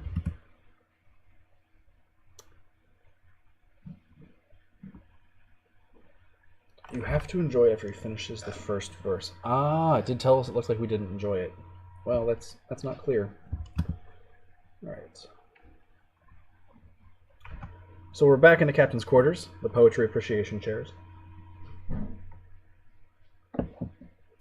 And we'll see what's going on.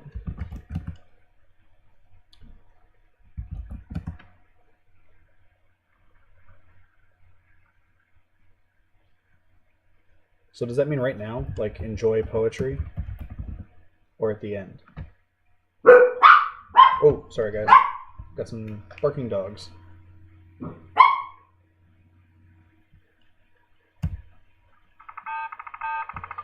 You realize that although Vogon poetry is indeed astonishingly bad, worse things happen at sea, and in fact at school. With an effort for which Hercules himself would have patted you on the back, you grit your teeth and enjoy the stuff. As plurtled gabblebotches on a lurgid bee. Alright, so that's plurtled again. Plurdled.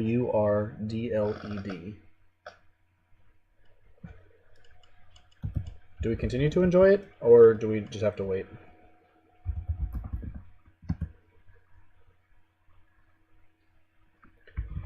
We just have to wait. Ah, that was the first verse, so he's going to read the next verse now. Got it. Wait, are you telling me to wait or to type the word wait?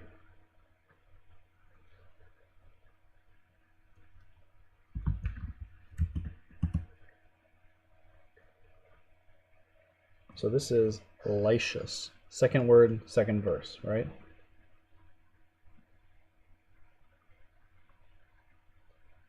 Lyshus. Welcome to the world of the waking, Terry. We have died only 4 times, which I think is pretty decent. Lyshus. That's what it looks like to me as well.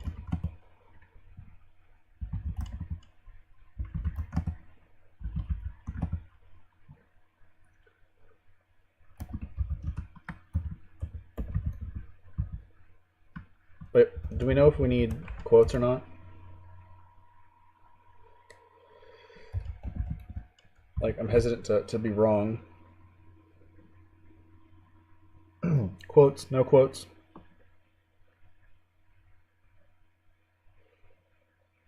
It's not clear. Whew. All right, that didn't do it.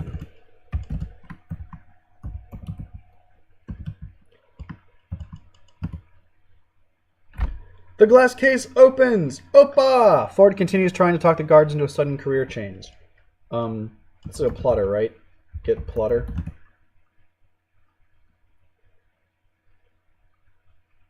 You do need the quotes. Alright. So we have a plotter, a Babelfish, a guide. Did we get the towel back?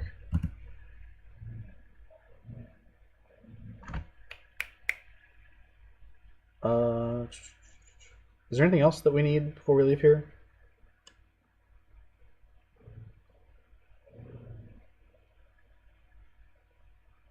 I don't think so.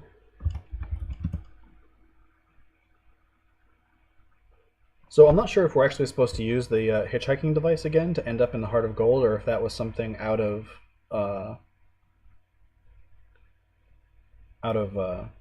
time there.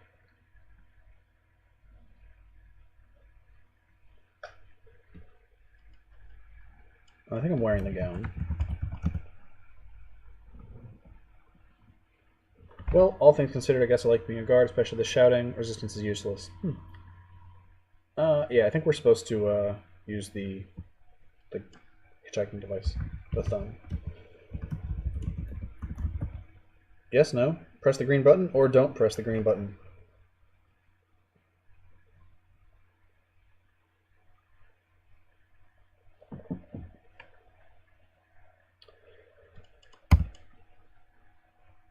Alright. Every molecule in your body gets pulled away from every other molecule. Then, suddenly, they snap back together again like elastic, and you find, with a dizzy head and very sore molecules, that you are in the dark. Look around. Wait. Wait. See, feel, hear, taste, smell. Wait. Now we're missing one. Port. Why can't you go that way? Left. Right. Whew. All right. We were lying about the exit to port. That is very hitchhikery, but does not help us. You emerge from a small doorway. Entry bay number 2. This is an entry bay for the Heart of Gold. The corridor lies aft of here. There is a sales brochure here. This looks like that incredible new infinite improbability drive spaceship, the Heart of Gold, says Ford with growing excitement. Announcement, announcement. This is Eddie, the shipboard computer. We've just picked up 2 hitchhikers and an improbability factor of 2 to the 21,914th power to 1 against. I guess I'll get that brochure. I don't know if the brochure is important. I've never gotten far enough along the game to need it. Come on, let's look for the bridge. You follow Ford and eventually come to the bridge. This is once again the bridge of the Heart of Gold. A gangway leads down and steam comes from an entrance to port, which we know is the sauna. Next to the control console is Eddie. At the controls, apparently expecting you and Ford, are a man with more than the usual number of heads. The name Zaphod is stitched on his shirt, and a dark-haired woman holding a handbag. Both seem somehow familiar. There is a molecular hyperwave pincer here. Right, so I guess we're going to get the pincer.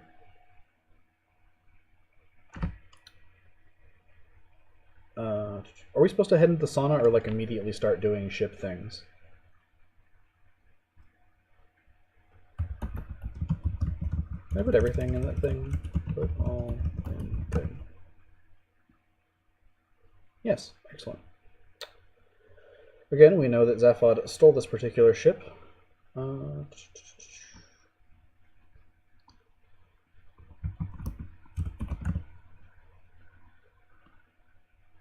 right.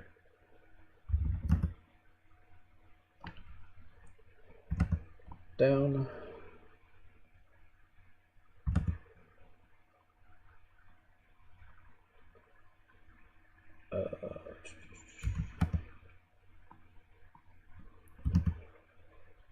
Yeah, man, we really want to go in here.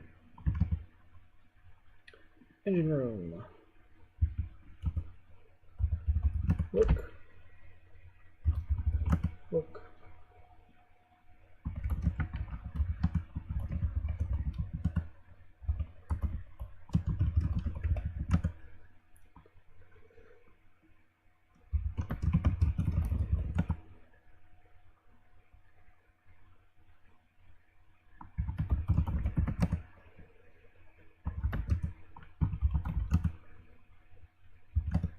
All right.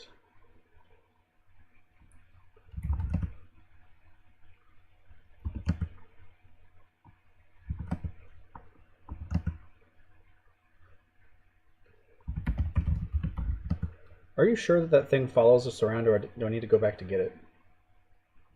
I think I need to go back to get it.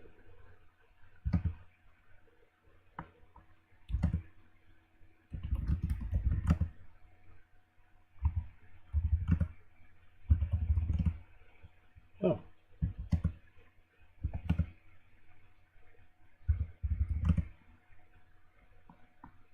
Well, I hope it follows me around, because it's not here anymore.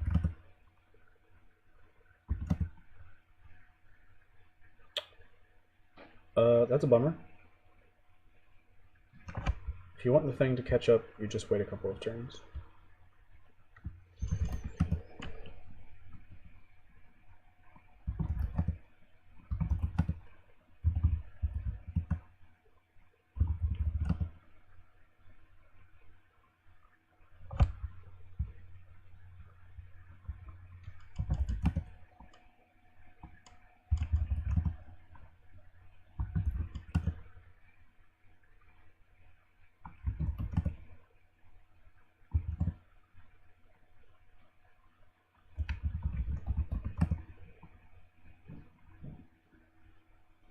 Oh, well, it's here in the inventory, so.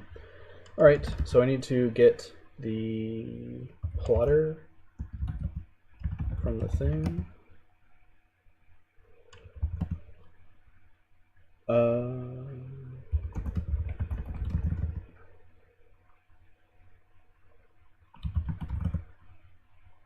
Yeah, I don't know, man.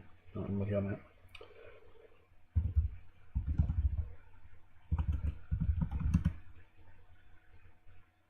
Okay. Oh, wait, do I need to get that circuit board and the T substitute?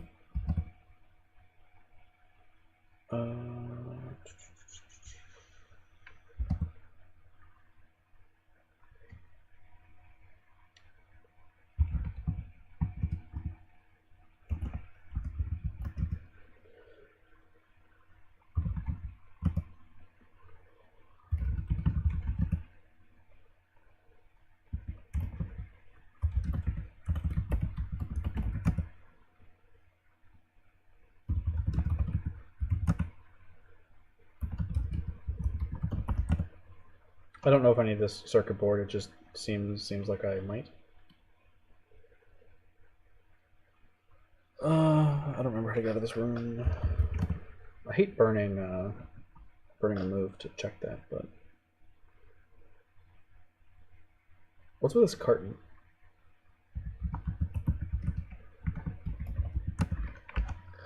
Carton, Nutrimat computer interface is closed. Whoa. Okay. That sounds like it could be useful. So the Nutrimat carton contained a strange gun, so we acquired a gun and some T substitute here.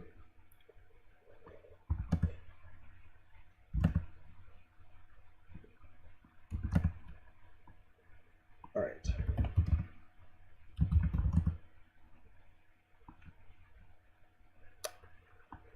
Alright, so the spare drive is here. The plotter is here. Do I install it? Nope.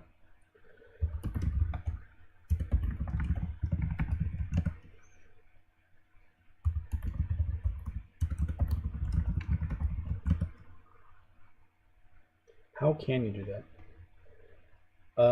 Do I open the spare drive? Is that like a thing that's doable?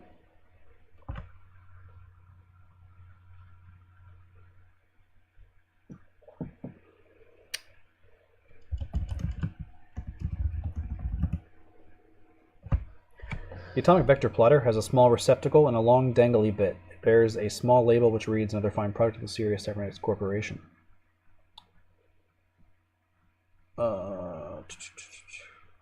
Small receptacle and a long dangly bit. Spare improbability drive has a switch, a long cord ending with a large plug, and a short cord with a small plug. It bears a small label which reads another fine product of the Sirius Cybernetics Corporation.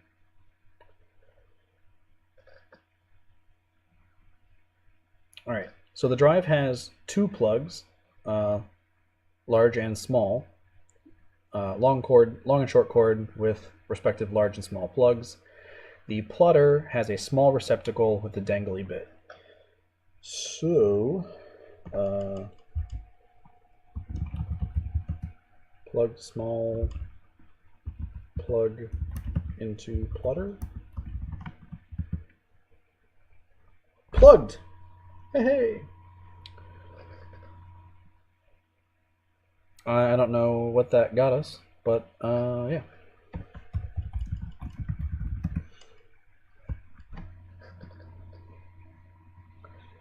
Okay, so we did a thing. I don't know what the thing means or what it does, but yeah.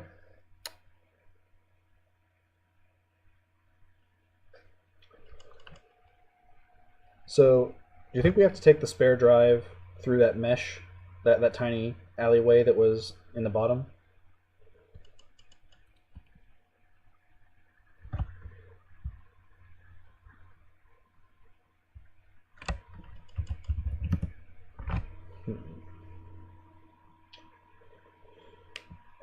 Can we examine Eddie?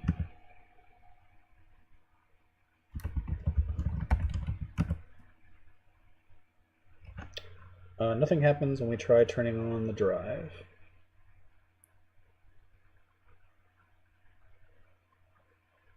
What's up with the handbag?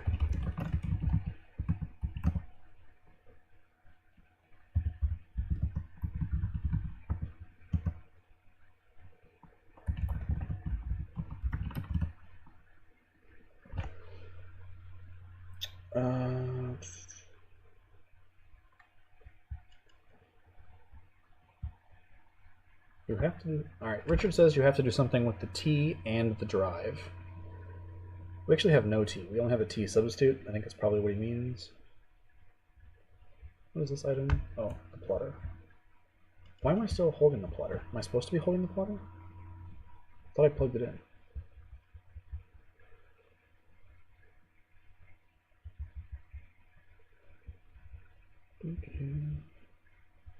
We have a series of tools as well.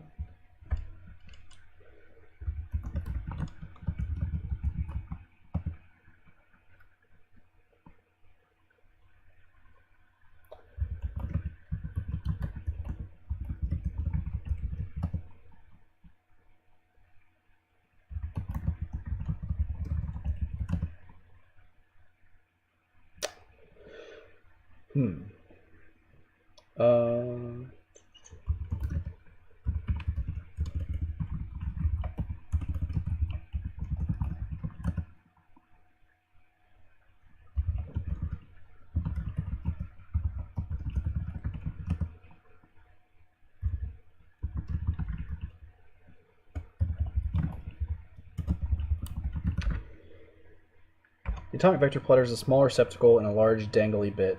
The short cord from the spare improbability drive is plugged into the receptacle. It bears a small label. Maybe dangly bit?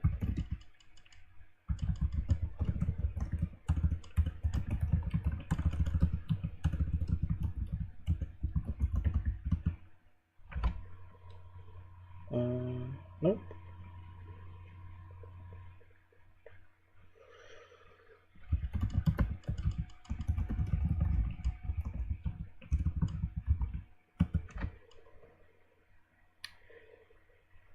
Oh.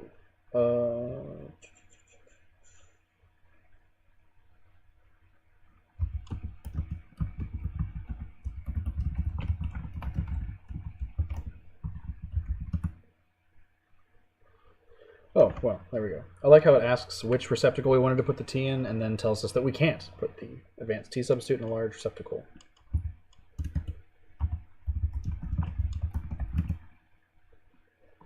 We can't do that.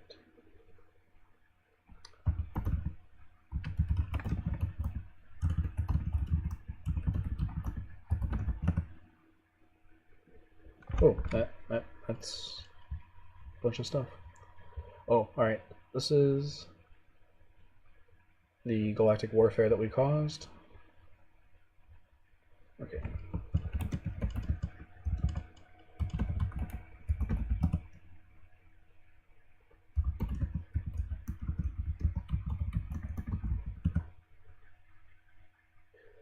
But the long dangly bit is already in the advanced T substitute. Well, there you go. Apparently I must have done that 2 turns ago and didn't realize it because we got that huge wall of text for the intergalactic war. Oh. So I just turned on the drive, and now I'm disoriented. Blackness swims towards you like a shoal of eels who have just seen something that eels like a lot. It's dark.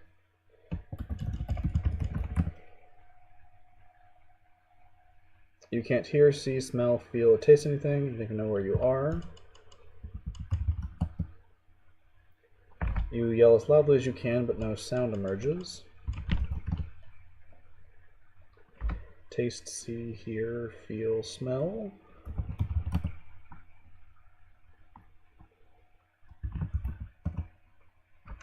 Taste, see, hear, feel, smell.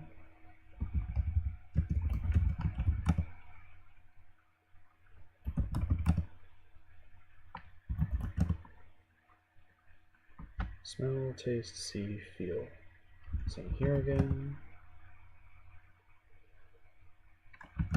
We know that port is a lie. Oh, this is not the same place. We were lying about the exit to port. You emerged from a small doorway. The war chamber spread before you, astonishingly enough, is the war chamber of a star battle cruiser. Through the domed canopy of the ship, you can see a vast battle fleet flying in formation behind you through the back. Glittering emptiness of black glittering emptiness of space. Ahead is a star system towards which you are hurtling at a terrifying speed. There is an ultraplasmic vacuum all here, which I guess would be some kind of large needle device. Standing near you are 2 creatures who are gazing at the star system with terrible hatred in their eyes. One is wearing black jeweled battle shorts, and the other is wreathed in a cloud of green, sweet-smelling steam. They are engaged in conversation. Alright, so this seems very much like the war that we started earlier. The fleet continues to hurtle sunwards. So let's get the all. So we're apparently flying into the sun. Presumably we would like to not die in the sun. But I don't know how to stop that. Useless. Utterly useless.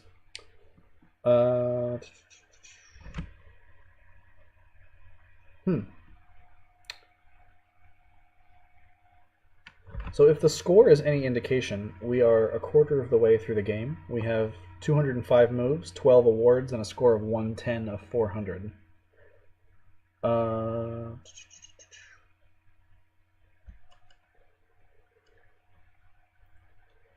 Yeah, I've got no idea what to do here.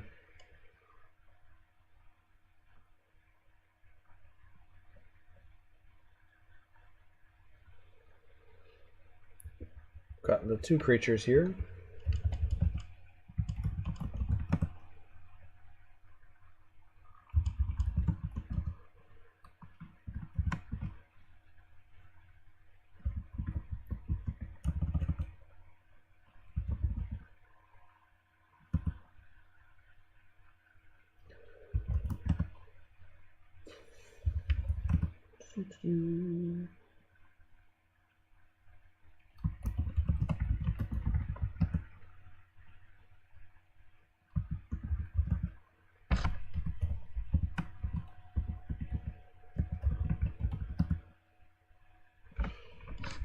Oh, of course you don't.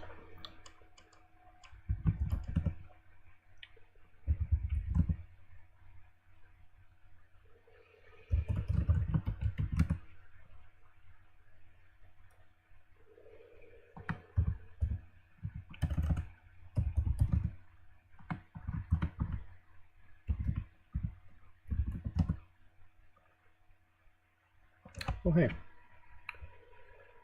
Kicking the rugby leader doesn't do anything. Your simple act of kindness at a moment of great personal anxiety, you fed the dog, remember, now brings rich rewards. The battle fleet plunges towards Earth and spots the dog, which appears to them as a gigantic monster, cheerfully tucking into a cheese sandwich. Oh, this is the tiny space fleet from the bar. The V-Hergs and the Gogvunts are moved by this simple picture of happiness compared with the furious savagery of their own lives. They think back to a day when they used to relax over an odd cheese sandwich themselves, often at sunset, with a hearty day working in the fields back in Vihergon and Gugvia, and decide to return and rebuild their homes in a new spirit of harmony and cooperation. Grateful, they offer to drop you at the Heart of Gold on the way home. After a brief 900 parsec trip, you are escorted into the transporter chamber of the warship. The transporter glows, and your surroundings change. Maze. This is part of a spongy gray maze of twisty little synapses, all alike. Oops. I think I just rolled us out of the picture there.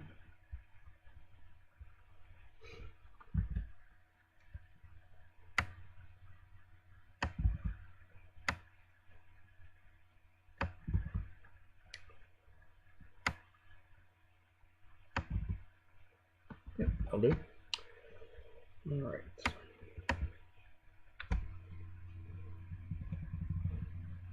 Oh, apparently I have a series of commands I can roll through. That's news to me. So this is part of a spongy gray maze of twisty little synapses, all alike. So I guess we're in a brain of some sort. So we headed north.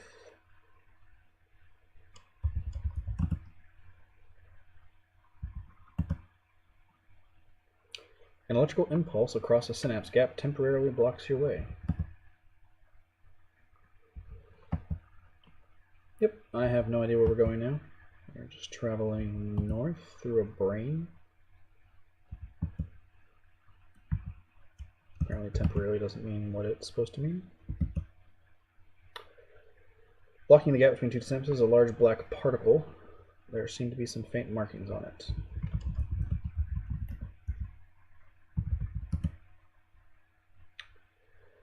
As you look closer, you see inscribed in tiny letters in the particle, Sense, common, for, Dent, Arthur, for replacement order part number 31541.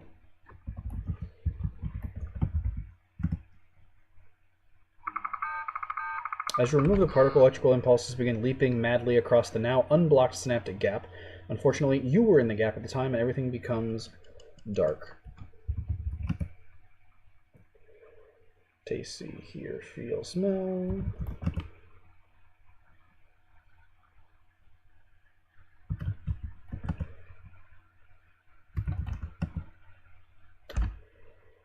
Let's see. Smell, feel, taste. We're missing 2.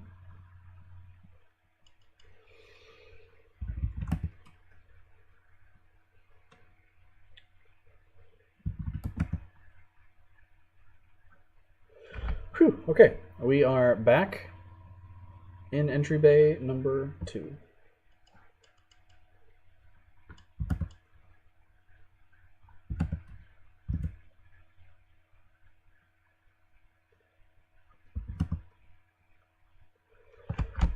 There's a nice hot cup of advanced tea substitute here.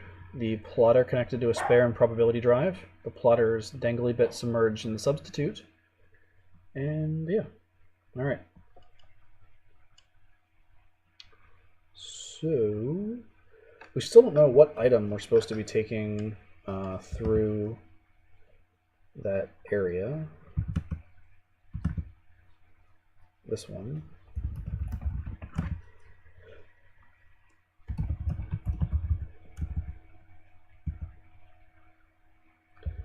We don't have any actual tea, Terry. No Earl Grey.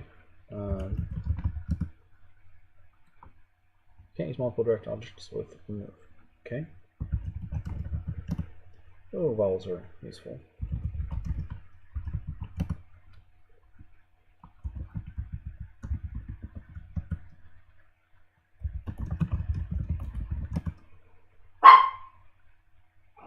Hey! I have a tiny dog who's unhappy.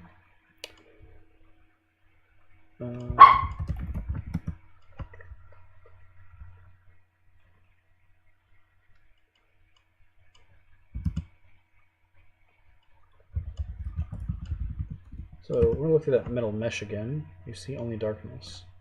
Oh, that's strange. Frank would always like a cheese sandwich, or any snack, or any bit of food. Hunger is one of his prime, maybe like one of 3 emotions that he has, being cuddle, sleep, and hunger. That's kind of the only 3 functions of Frank. You see only darkness. There wasn't darkness in here before, was there? We were able to like see a contraption of some sort. So this tiny access area, exit to port, we're working on the hatch mechanism, which is vastly more complicated. Floor is an open metal mesh. Wait, look through the mesh? Is that only darkness? All right.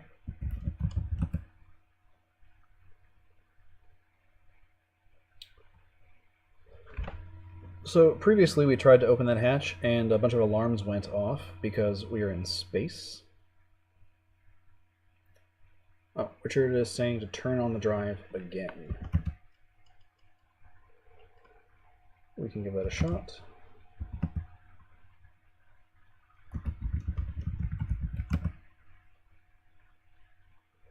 Like fog rolling in off the ocean, a shroud of blackness billows towards you. Unlike fog rolling in off the ocean, the blackness hits you like a 16-ton truck. And it is dark. And typing is hard.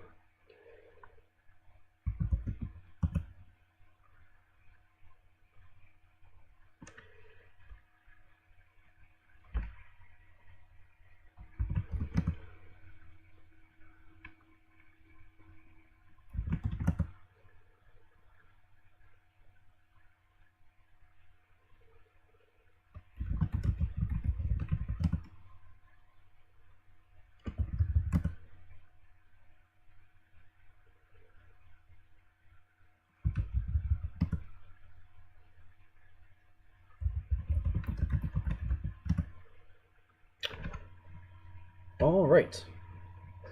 This is the lair of the ravenous bug bladder beast of Trawl. There are exits east and southwest. Roll for initiative. The ravenous bug bladder beast of Trawl is here, looking particularly nasty and hungry. The beast whips its evil-smelling tail away from your nose and bellows a brain-shattering roar. By suddenly popping out of nowhere, you've disturbed its train of thought. However, since its train of thought was the usual one, and in fact only one it knows, which goes like this: hungry, hungry, hungry, hungry, bad-tempered, hungry, it soon starts to chug along again. That's kind of like Frank's train of thought. You notice the beast's Lazaro Zap eyes, its swivel sheer teeth, and its several dozen tungsten carbide vast pane claws. Forged in the sun furnaces of Zangrajad, it has skin like a motorway and breath like a 747. It advances on you and roars out a demand that you say your name. Oh no, syntax again. I'm Arthur Dent. Can we just say it?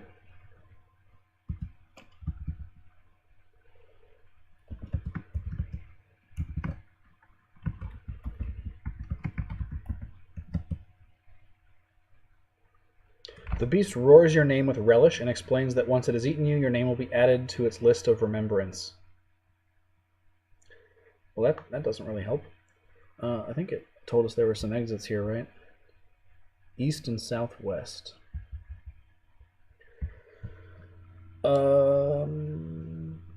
East or southwest, guys? What do we think? I don't think that we are in any... I do have that gun, but it's in a bag.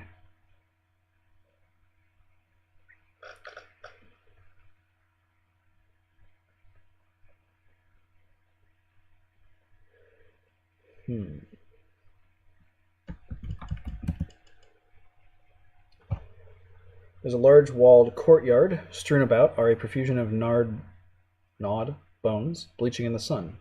In case the significance of these fails to strike you, there is also a sandstone memorial in the middle of the courtyard on which the beast has roughly carved the names of all its victims. Some sharp stones lie near the exit to the west.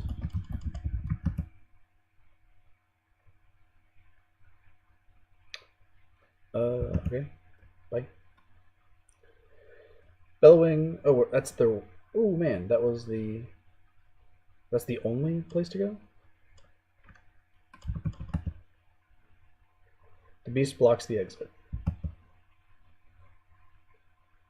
The only places are east?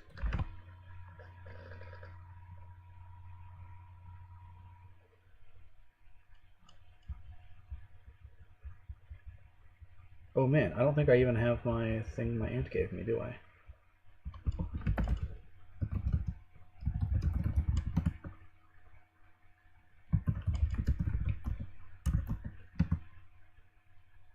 Some rays from the guns strike the ravenous bug bladder beast of Trawl, but it only seems to make it matter.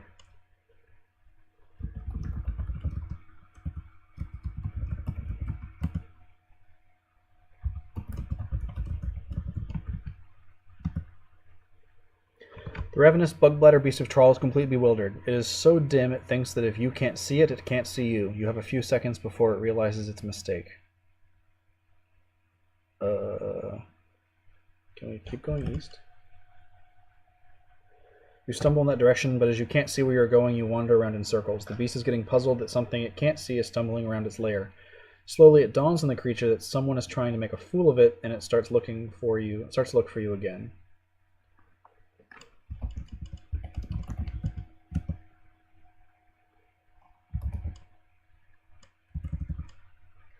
Can't climb a sharp stone.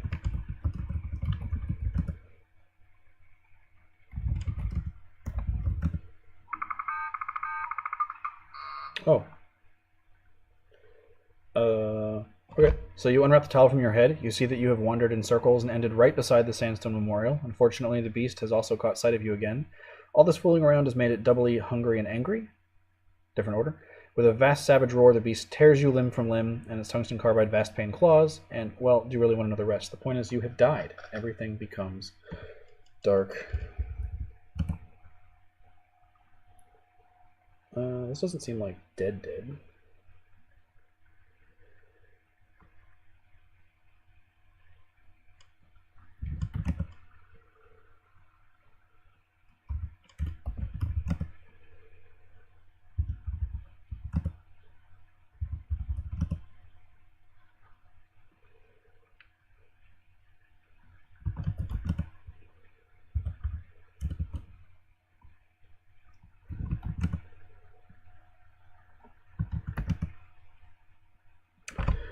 Alright, we apparently are back on the Heart of Gold. Entry bay number 2. Alright, that's strange.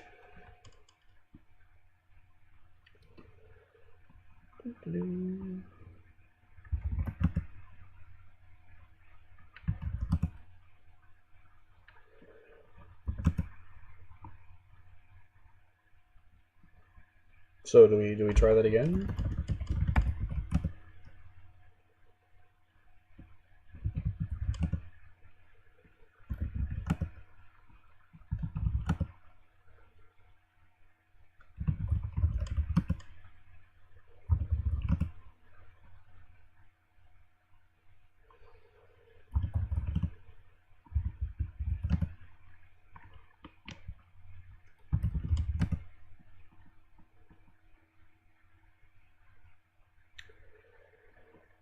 Alright, Richard, thanks for hanging out.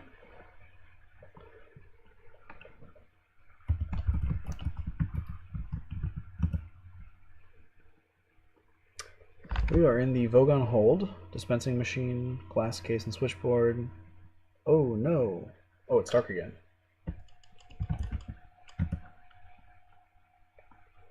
Tasty here. Feel, smell. Yeah, thanks for the good luck. I'm unlikely to not die, however.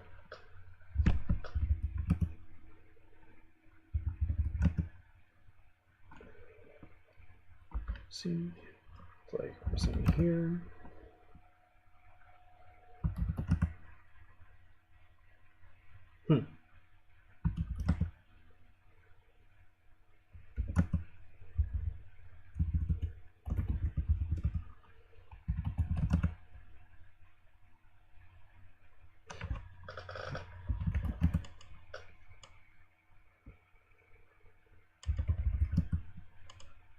Hear, smell, taste, see, feel.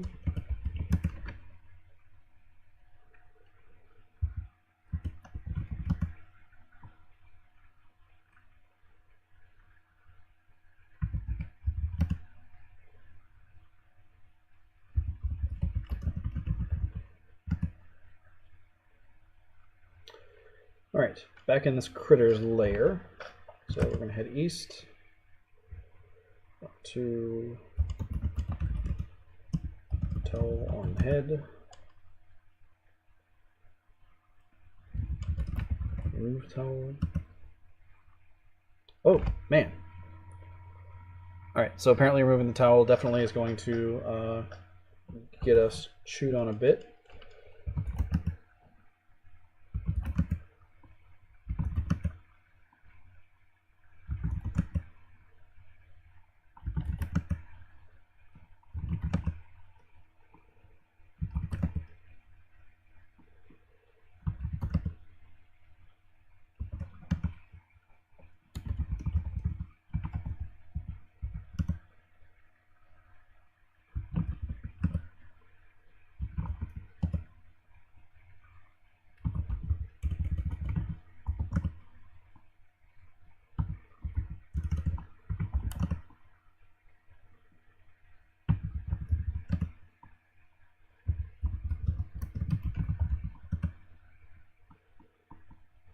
Back in the Vogon hold.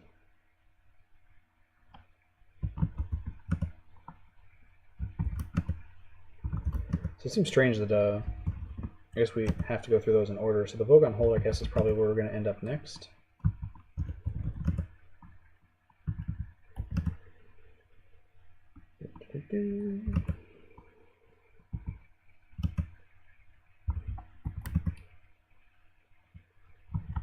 I'll get here again. Right. Navigating the ship is kind of mind-boggling. Right, we're going to turn on the drive again.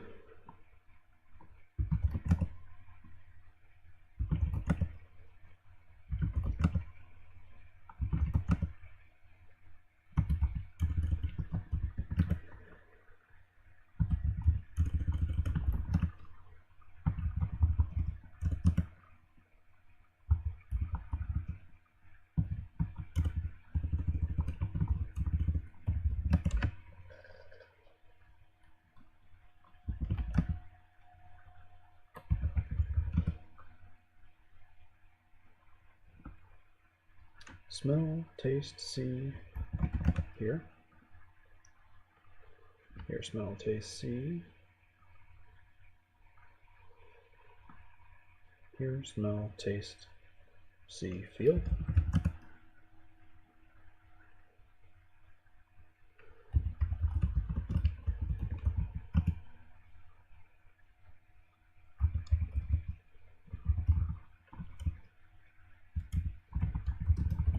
This is new. Feel cold, cold liquid.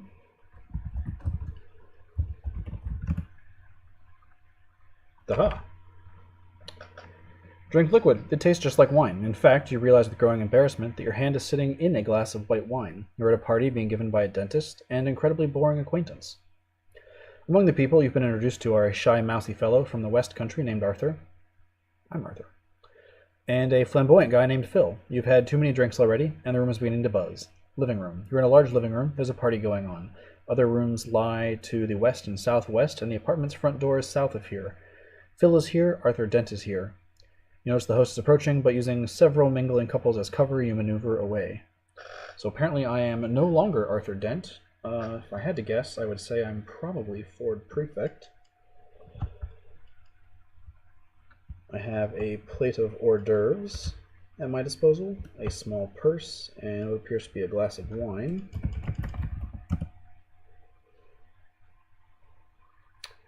Well, let's head west.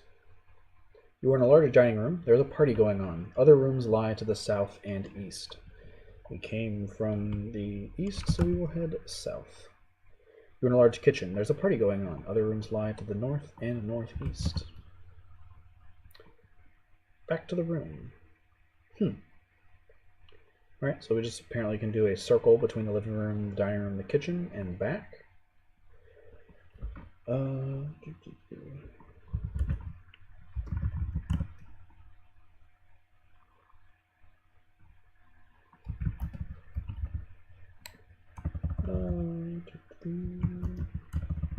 Typing this again hard.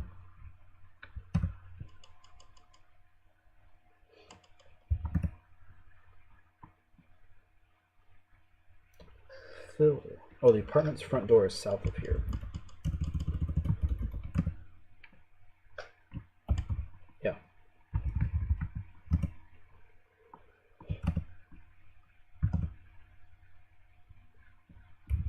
Yes, leave party.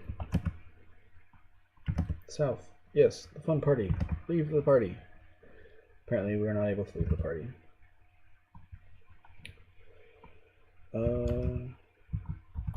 Get Arthur.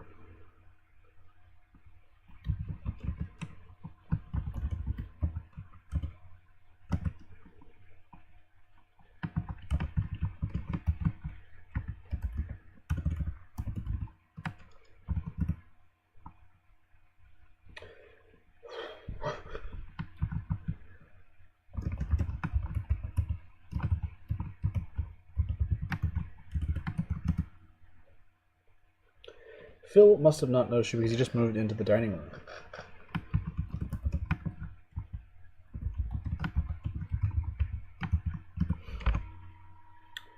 You approach Arthur. He seems to find your tone a little cool, smiles unhappily, and wanders to the other end of the room. Alright, so apparently Arthur is not going to be our buddy.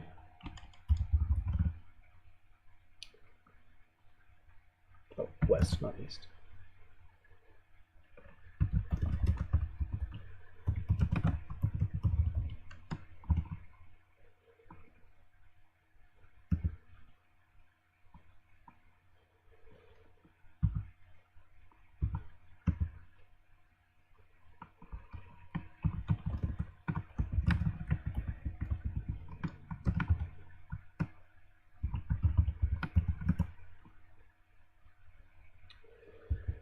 Alright.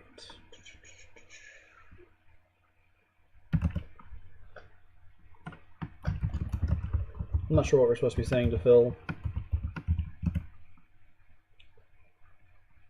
So he's just following around. I don't know how we get Phil to notice us. How do we get Phil to notice us?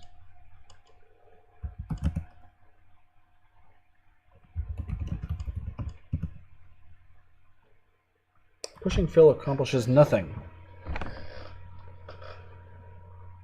What do we push Arthur?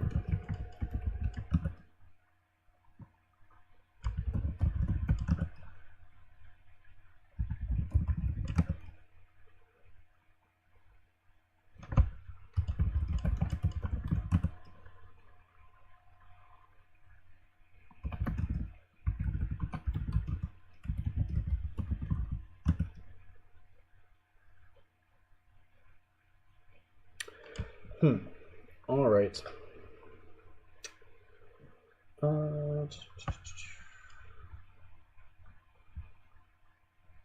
Let's see here.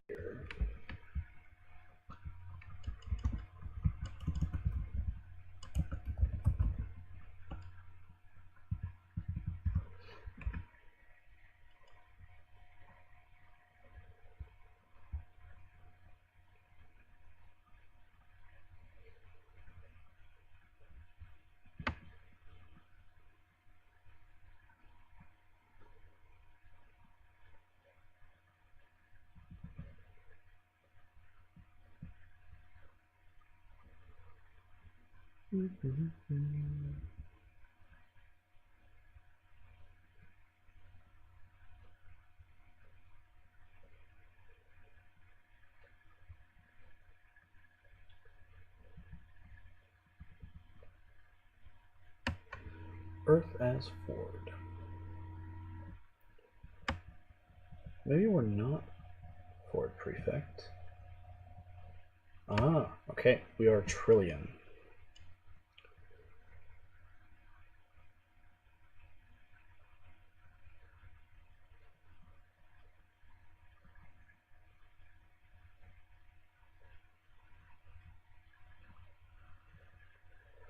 Okay. Alright, so we are going to examine Arthur. Arthur seems nice and well-meaning, but also terribly shy. He has tried to start a conversation with you several times, but still hasn't gotten past hello. He has an enormous unsightly ball of fluff on his jacket. So, drop wine, get fluff, put fluff, purse,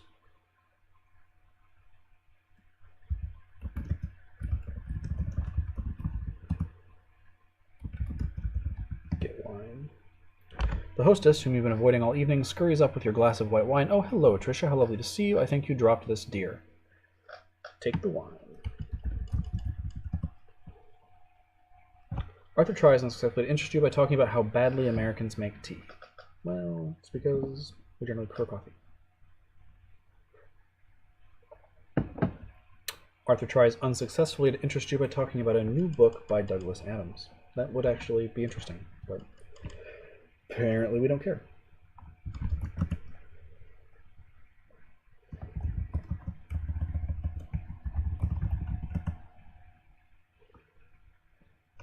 Phil comes, grips your shoulder. Hey babe, this guy boring you? Why not come with me instead? I'm from a different planet. He takes you out to the parking lot where his flashy interorbital ion scooter is parked between two Volkswagens. After mounting it, the scooter accelerates at such great speed that you black out almost immediately and everything becomes dark.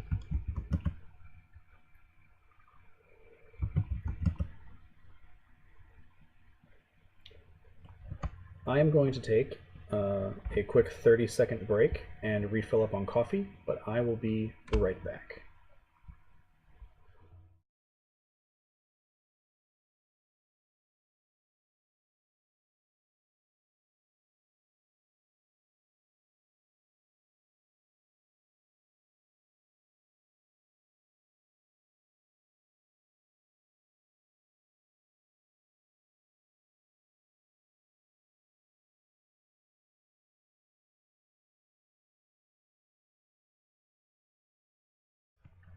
Despite the fact that we may not make tea well, I make a pretty decent cup of coffee, so that's where we're at. Hear, smell, taste, see, feel.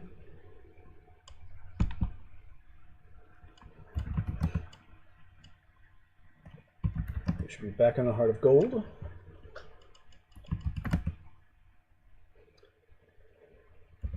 Back up here.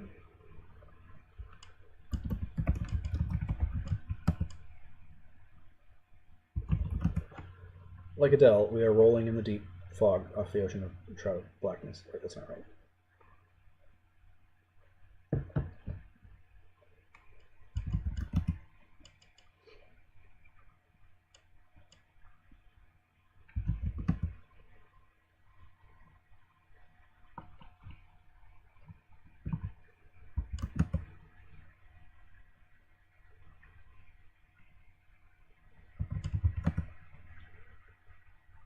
Feel.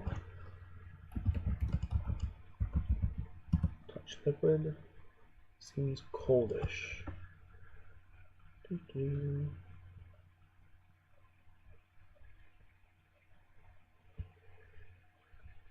we back in here?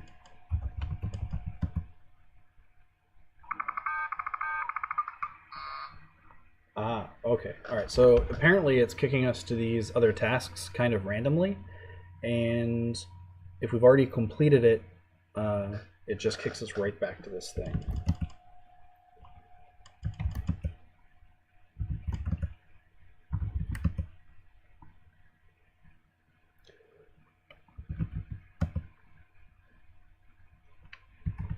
So that's a little bit of a bummer, actually. It would be nice if it wouldn't show us the things we've completed already, but oh well. Again, we're playing a text game from 1984, and it has very limited options. So, as far as all of that goes, it's not an awful time. This game has actually won awards, and when I was reading the Wikipedia article, it said that it was ended up in the top 150 games of all time. So that's pretty neat.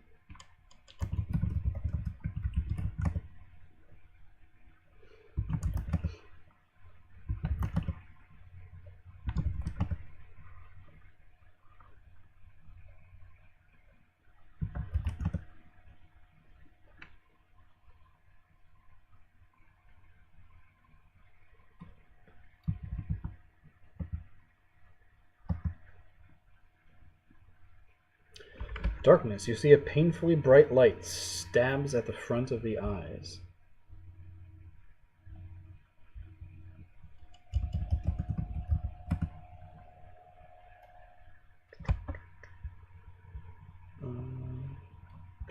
Can we see the dark?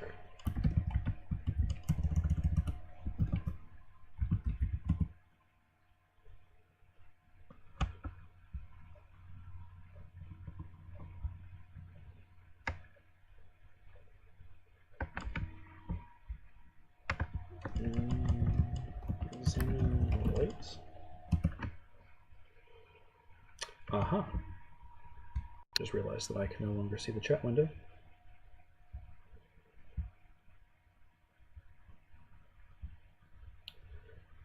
Alright. The light resolves itself into the bright yellow sun of Earth. That is my favorite sun of Earth. You are hurrying up a country lane. The sky is light and clear, but you keep glancing at it with apprehension because you know that it will shortly be torn apart by Vogon ships, and that the hills and trees around you will just burn up and blow away. And you hope there's time for a quick drink beforehand. You want to hitch a ride aboard the Vogon fleet, but you're anxious because it is so long since you went through a matter transference beam. Country lane. The road runs from Arthur's house to the north towards the village pub to the west.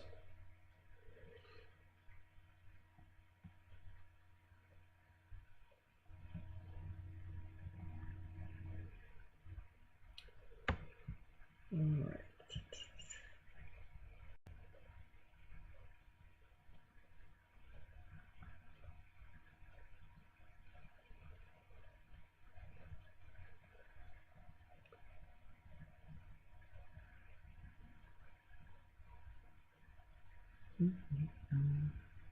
Trying to figure out where we are in this.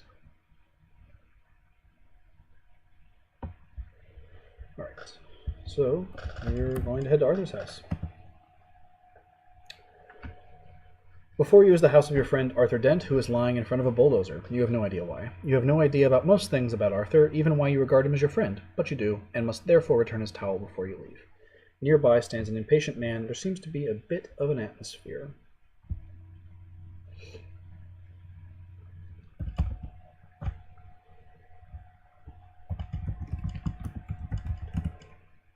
We have a satchel. Get fluff and towel.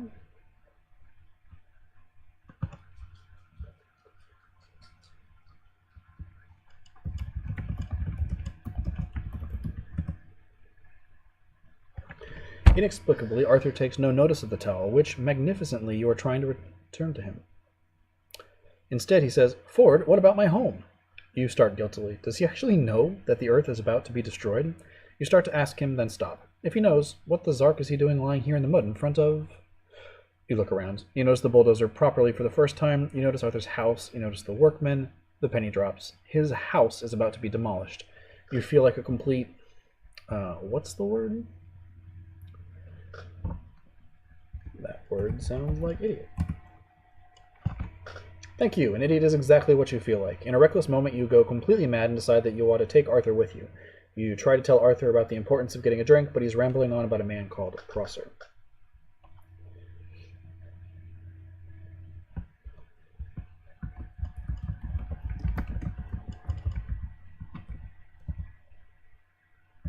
Too many Z's for bulldozer. You walk around the bulldozer. Prosser is standing here, looking cross and frustrated. Realizing that you are a friend of Arthur's, he starts to talk at you. He says that this sort of protest is all very well, but what Mr. Dent must realize is that he's had plenty of time to make a formal protest at the proper time and place, and that spending months going through the appropriate official channels, filling in the appropriate official forms, and going to the appropriate official public hearings is the right way of going about it, and lying around whimsically in front of the mud is not.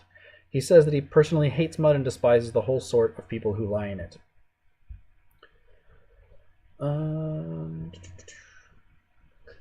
Well, let's ask Prosser to lie in the mud. Prosser blinks in astonishment. You mean go and lie in the mud in his place? You explain that Arthur will only move if someone else takes over for him. Prosser shakes his head in such a manner as to suggest that he's very weary of the world, and you tactfully forbear from mentioning that it won't be troubling him very much longer. Reluctantly, he follows you back toward Arthur. You rapidly conclude the business. Prosser lies in the mud. Arthur, bewildered, nevertheless stands up and appears ready to follow you to the pub. Right, so we are going to go to the pub.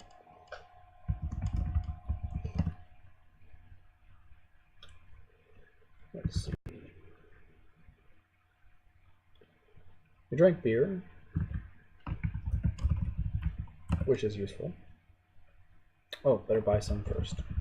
So yes, buy beer. You order 6 pints of bitter, 3 for you, 3 for Arthur. According to the Hitchhiker's Guide, this should cushion your system against the coming shock of the matter transference beam.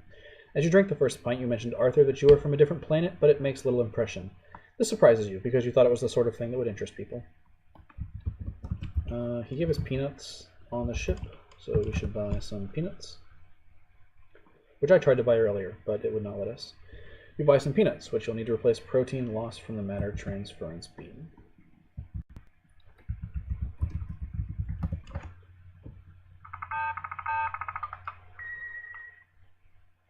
It goes down well. At least they managed to get something right on this benighted planet. You decide it's time to tell Arthur that the world is about to end, so you tell him. Arthur is completely unperturbed. Curious. You wonder what sort of news it would take to disturb him. We've got one more beer to drink. It goes down well. You hear a muffled crash. It's probably Arthur's little house getting knocked down, which you tell him. This does upset him, and he tears out the door. Through the window you see him running up the lane. A small dog chases after him, yapping, and he throws it a cheese sandwich. The dog devours the sandwich with passion and ignores a passing microscopic space fleet.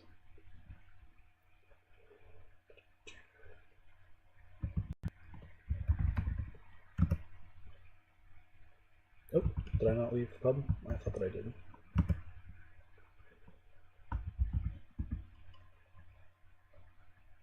Ah, you run up the lane after Arthur. You pass a serene dog. Fate cannot harm him. He has dined today.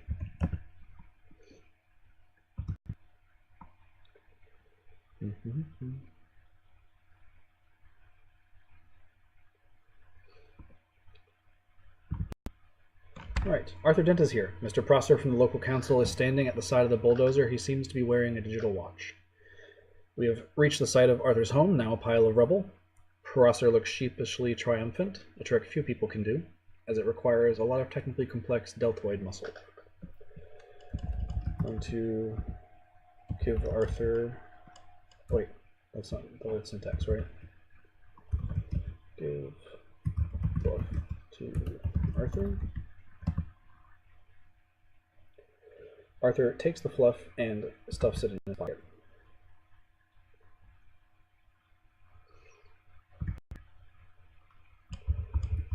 What else is happening around? Mr. Prosser from local council, right on schedule according to the news you picked up last night on your Subetha Sensomatic, a huge fleet of Vogon constructor ships hurtles noisily through the sky. Time is very, very short.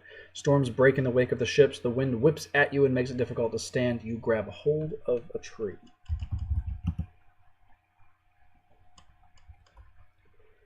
The vast yellow ships thunder across the sky, spreading waves of terror and panic in their wake. The voice of the Vogon commander slams across the country, insisting the planning charts and demolition orders have been available at the local planning office in Alpha Centauri for 50 years, and it's far too late to start making a fuss about it now. You remove the electronic Subetha signaling device from your satchel. Lights pulsate across its surface. You fumble with the thumb as you hold onto the tree against the fierce wind. It falls to the ground near Arthur's feet. Arthur is struggling desperately towards you. The end of his planet is now only seconds away.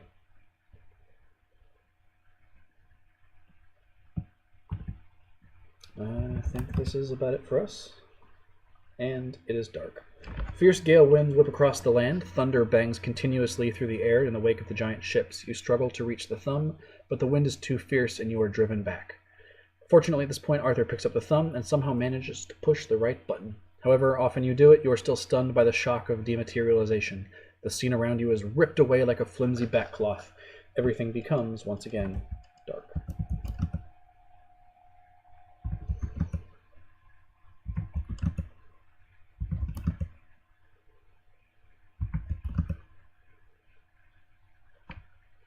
Smell, taste, see, feel.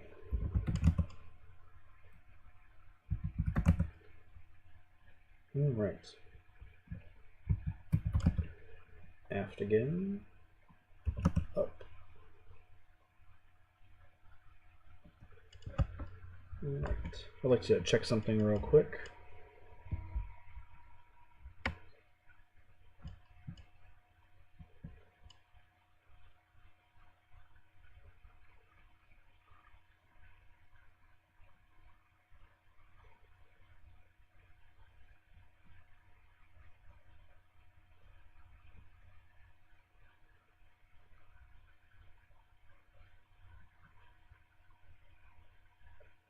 Ooh, I think we have actually missed a crucial part of the beast on trawl, so hopefully it sends us back there soon. Alright.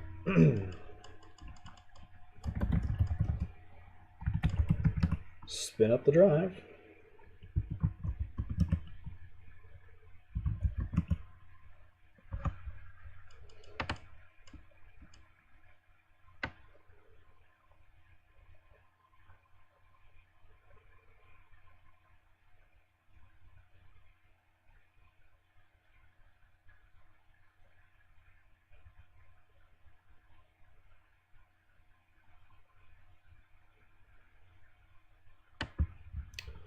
Alright. That is why we kept dying on trawl, as we had neglected a crucial portion of that. Hear, smell, taste, feel. See. You see a painfully bright light stab at the front of your eyes. Examine light. Yeah, it is a bummer that it keeps sending us back to those spots just to run through that portion again.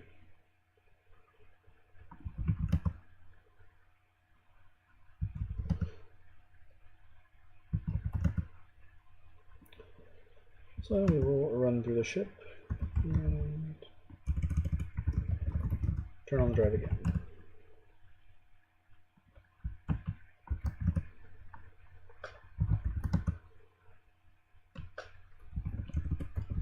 I don't know if yelling does anything or not. Gives us some flavor text to look at.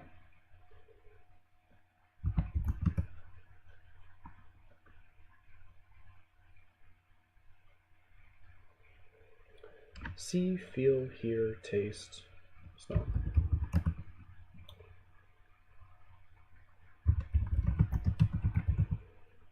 Good shadow. Alright. Back to where we need to be. Trawl.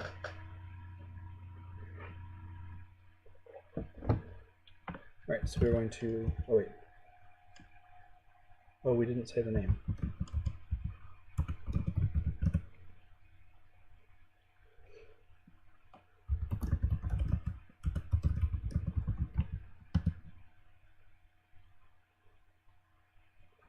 Alright, so here's the thing that we didn't do before.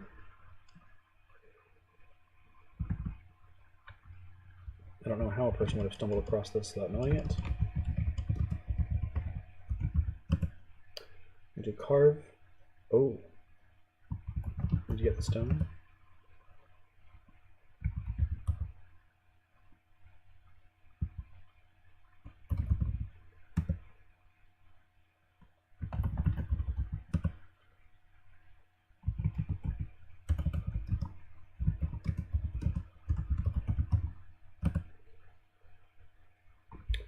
Whose name? The beast name, your aunt name, one of the infinite unknowable names of Buddha. How about the name of Fred, who runs, or rather ran, your local chip shop? At least it's a short name. You might have time to write it before the beast eats you. Carve my name on memorial.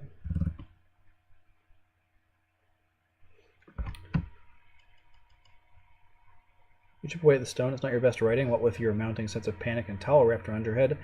However, it suffices. Just as the beast is trying to work out where you've disappeared to, it suddenly sees your name freshly carved in the memorial of remembrance.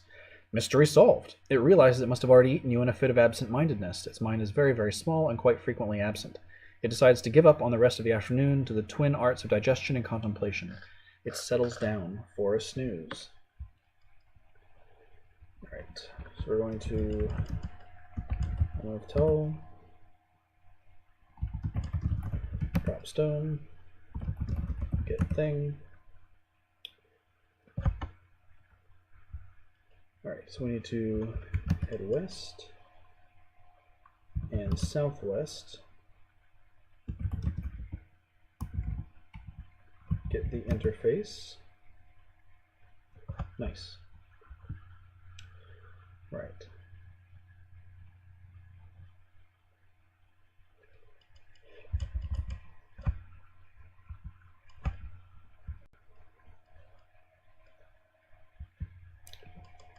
So let's go northeast, back out. Oh! Alright. Suddenly a team of Fronerbdian beast hunters charges in, intent on catching the beast for their zoo. Mistaking you for the beast, they fire stun guns at you, wrap you in nets, and install you in a lovely little lair in the Fornubdi National Zoo. 3 months later, the error is discovered, but while your damaged suit is pending in the Fornubdian courts, the planet is invaded by the bureaucratic pirates of Paladon 4. Impressed into bondage for a 16-year filing and sorting mission on the so-called basement world of Sporla in the Lesser Magellanic Cloud, you escape with the help of a tribe of nomadic asteroid painters. That seems reasonable. You develop a unique talent for asteroid painting, gaining considerable fame throughout the cloud. A nickel ore deluxe is commissioned by His Royal Gorpness Orbjfelk, the ruler of 900 worlds of Gorp, and while working on the new masterpiece, your asteroid slips into a small passing black hole, and everything becomes dark. If Gorp is good old raisins and peanuts, that is an excellent hiking snack, and I quite like it. So we're going to wait, and we're going to wait, and we're going to wait, and we're going to wait. Should be able to hear something. And we exit aft, because the game is a liar. Alright. Aft again. West. Alright. Open panel. Install interface. Quit interface and panel. Done. Fantastic.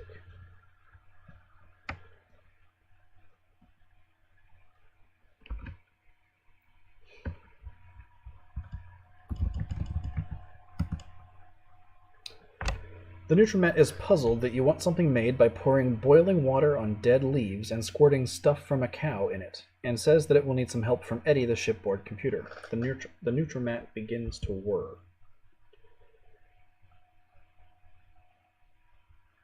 Alright, so we need to go east. Yes. Up.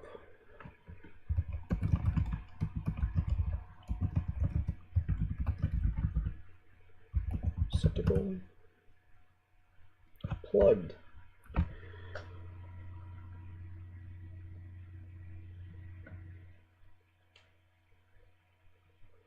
Alright.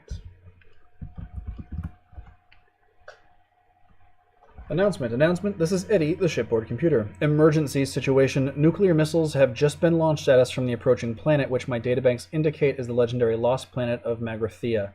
I cannot perform evasive maneuvers because all circuits are currently engaged by the Nutrimat. You're welcome.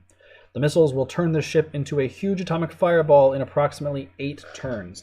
By the way, someone didn't finish their spinach at dinner. Alright.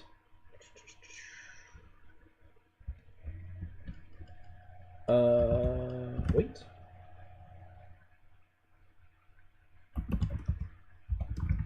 turn on drive.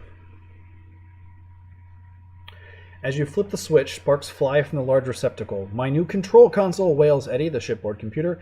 "This is the thanks I get." The universe goes crazy for a moment, as if it isn't crazy for most of the moments. Announcement. This is Eddie, the shipboard computer. The missiles have turned into a sperm whale at an improbability factor of 2 to the 39,745th power to 1 against. The whale is currently plummeting towards the legendary lost planet of Magrathea. I hope this will teach you to listen to me when I say that legendary lost planets can be dangerous. I am proceeding with the preset landing instructions. Ford, Zaphod, and Trillian saunter by on their way back to the sauna. "Good work, kids," says Zaphod, slamming you on the back. Alright, so we still need to get that T, right?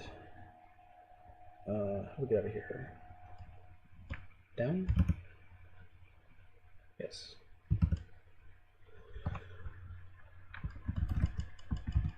Get T. No T dropped. T acquired.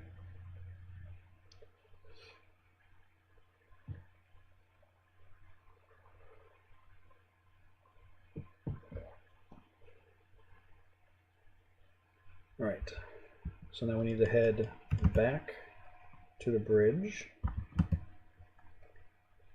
and drop the T.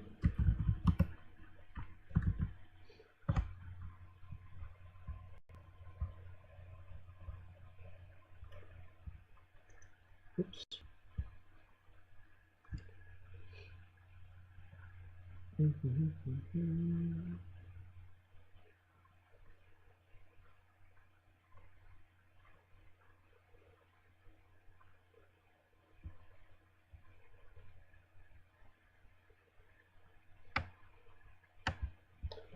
All right. So when we dropped the T, we picked up no T, which is kind of fun. Marvin is back.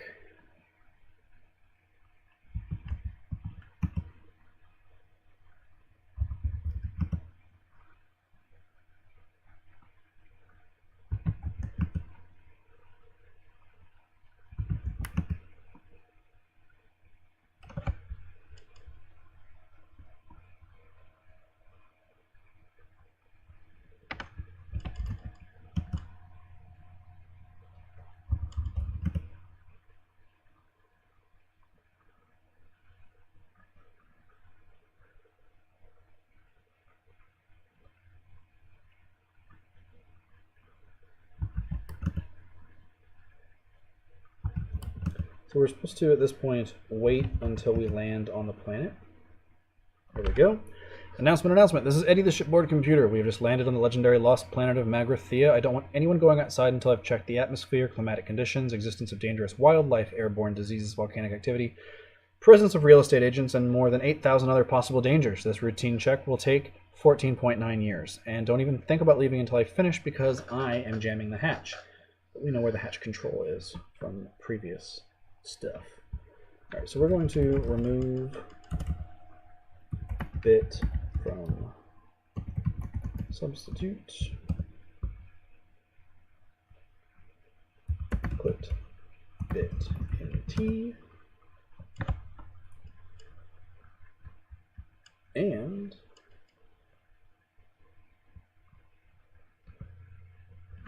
we're supposed to now have fine control of the exits.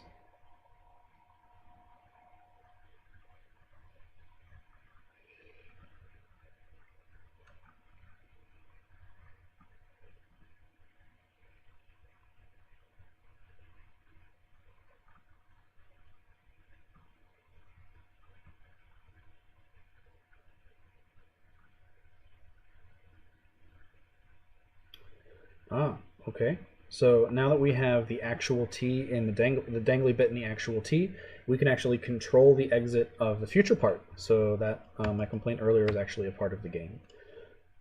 So we've finished Trawl.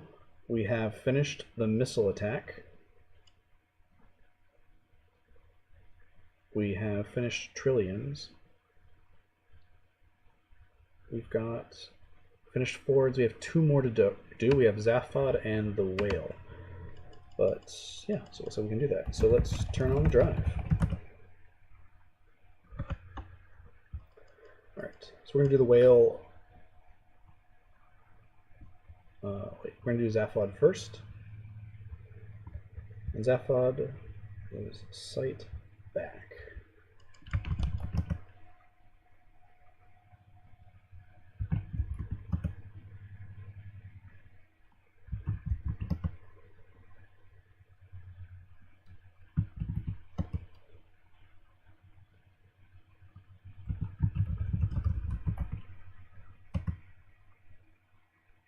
Alright.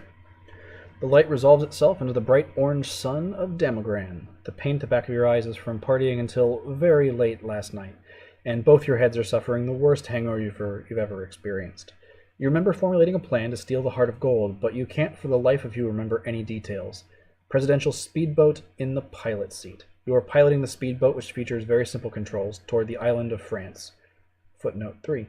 Where the dedication ceremony for the Heart of Gold will occur. You are currently steering the boat toward a narrow channel between towering cliffs and a rocky spire. There is a toolbox here outside of the pilot's seat.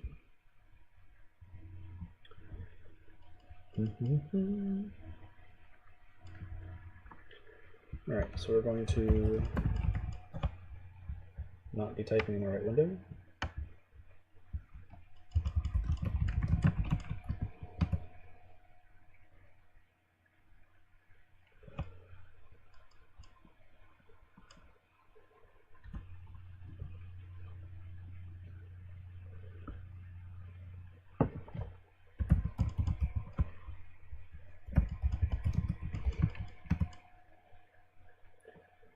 The toolbox opens, revealing a magnifying glass and a laser-assisted monkey wrench.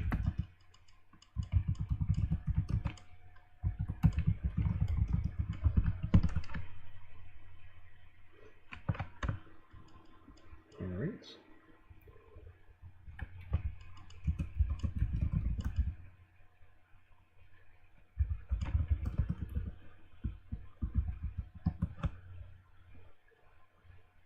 The electronic eye stalk shoots up from the hood, looks around and withdraws. The light fades. Alright, so now we have an autopilot button.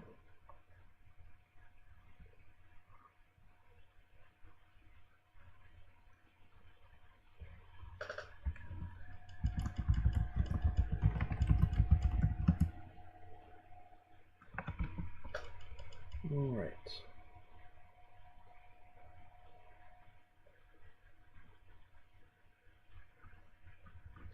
This is incredibly complex, so we are basically going to just walk through the walkthrough, because I'm definitely going to die a bunch otherwise. Wait.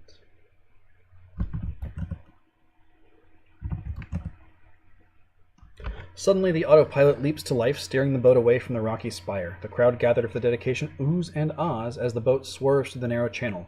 As it reaches the base of the towering cliffs, a plume of water forms under it, sending it higher and higher. The crowd bursts into applause as the boat reaches the top of the cliff, just south of the ceremonial dais. Dais? Dais? Somewhere like that. Yep.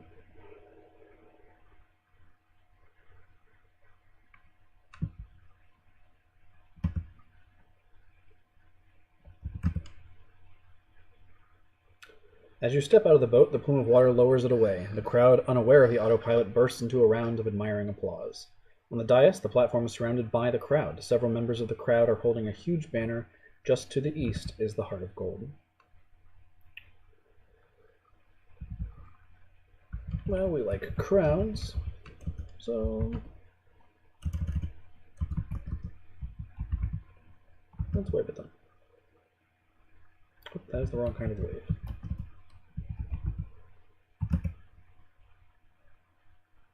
The crowd cheers wildly. It thinks you're terrific, which, you know, is kind of true. Alright.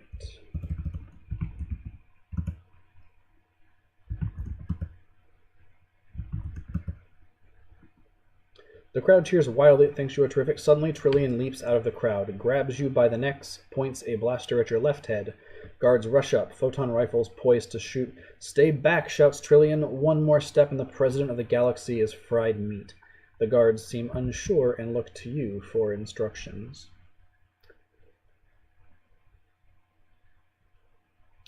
Alright, we have to talk to people again.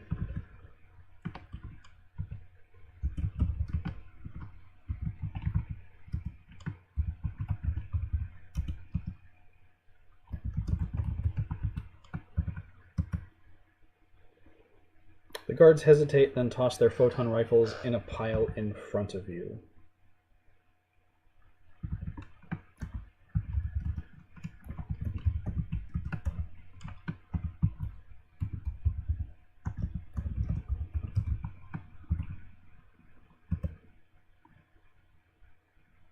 Oh, did we misspell her name?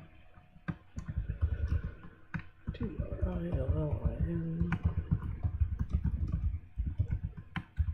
Shoot the pile of rifles. With a cloud of sparks, the pile of photon rifles disintegrates. The crowd cheers wildly. It still thinks you are terrific. Alright. Heart of Gold was east. Oh! You and Trillian enter the Heart of Gold, that beautiful bauble you've been coveting ever since your decision to run for President of the Galaxy. The excitement overwhelms you, or perhaps it's just the awesome hangover from last night. Everything once again becomes dark.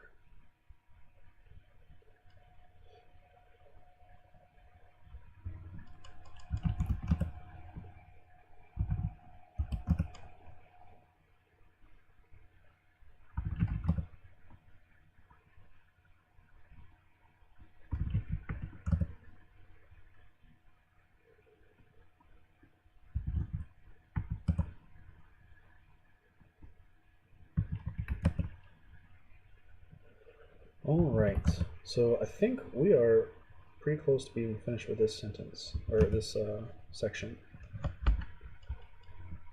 Alright, so we've done that and that and that.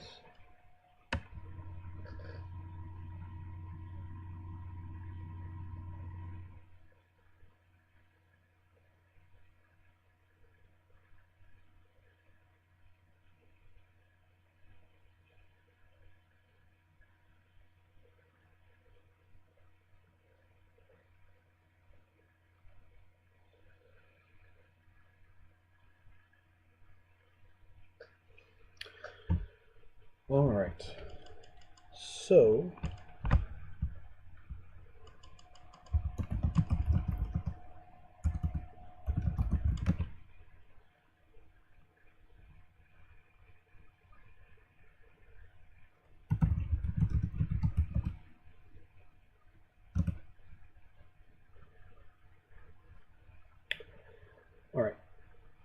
we are going to turn on the drive. At this point, we were waiting for the touch or feel sense.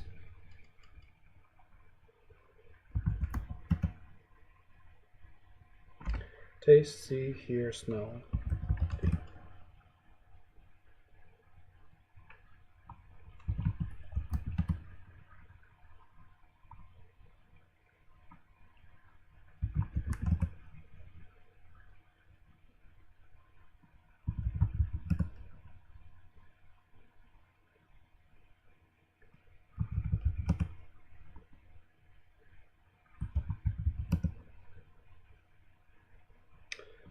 Alright, that is the correct sequence.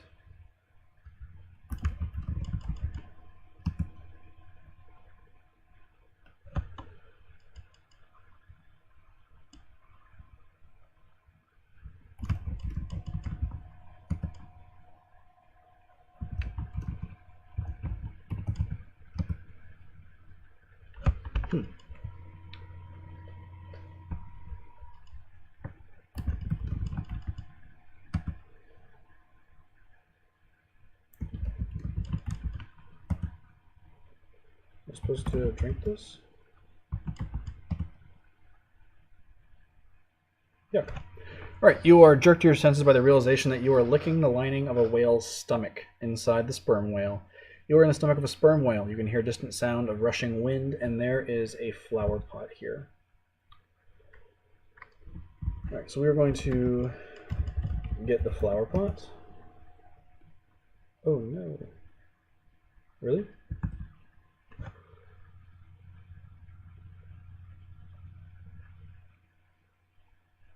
Load is too heavy. What are you carrying around?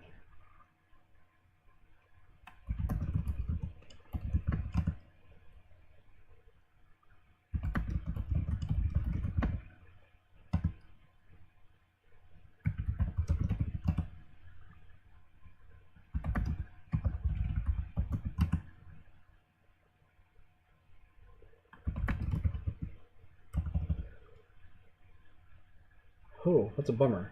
Alright, we might have to die and try this one again.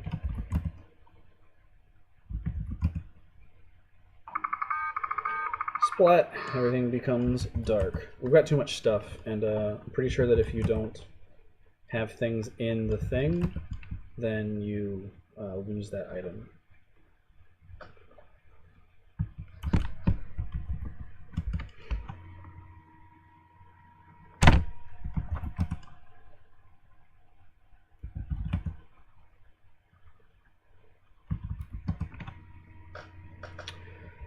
Alright guys, I was just checking the clock. It's a little bit after noon, so... Well, the screen froze, and I don't know when that was. Is the screen still frozen? Looks fine on this end. Guys, it's a little bit after noon, so I'm going to go ahead and take a break for a bit, and we may come back later in the day. But thanks for tuning in. Thanks for your help for everyone in the chat. It was good to see you, and we'll see you again shortly. Thanks for watching Let's Play Games West Virginia. I'm LPGWV Kevin.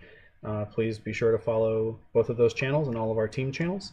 And tune in for our new schedule, which is Mondays for Poke Mondays. And we have a whole schedule up that is up. Andy is playing on Tuesday and Friday. Katie will be playing on Wednesdays, although maybe not, or be playing on Wednesday. We have a new Saturday morning cartoon series that will be starting on Saturday for Saturday morning video games. So tune in. Thanks, guys.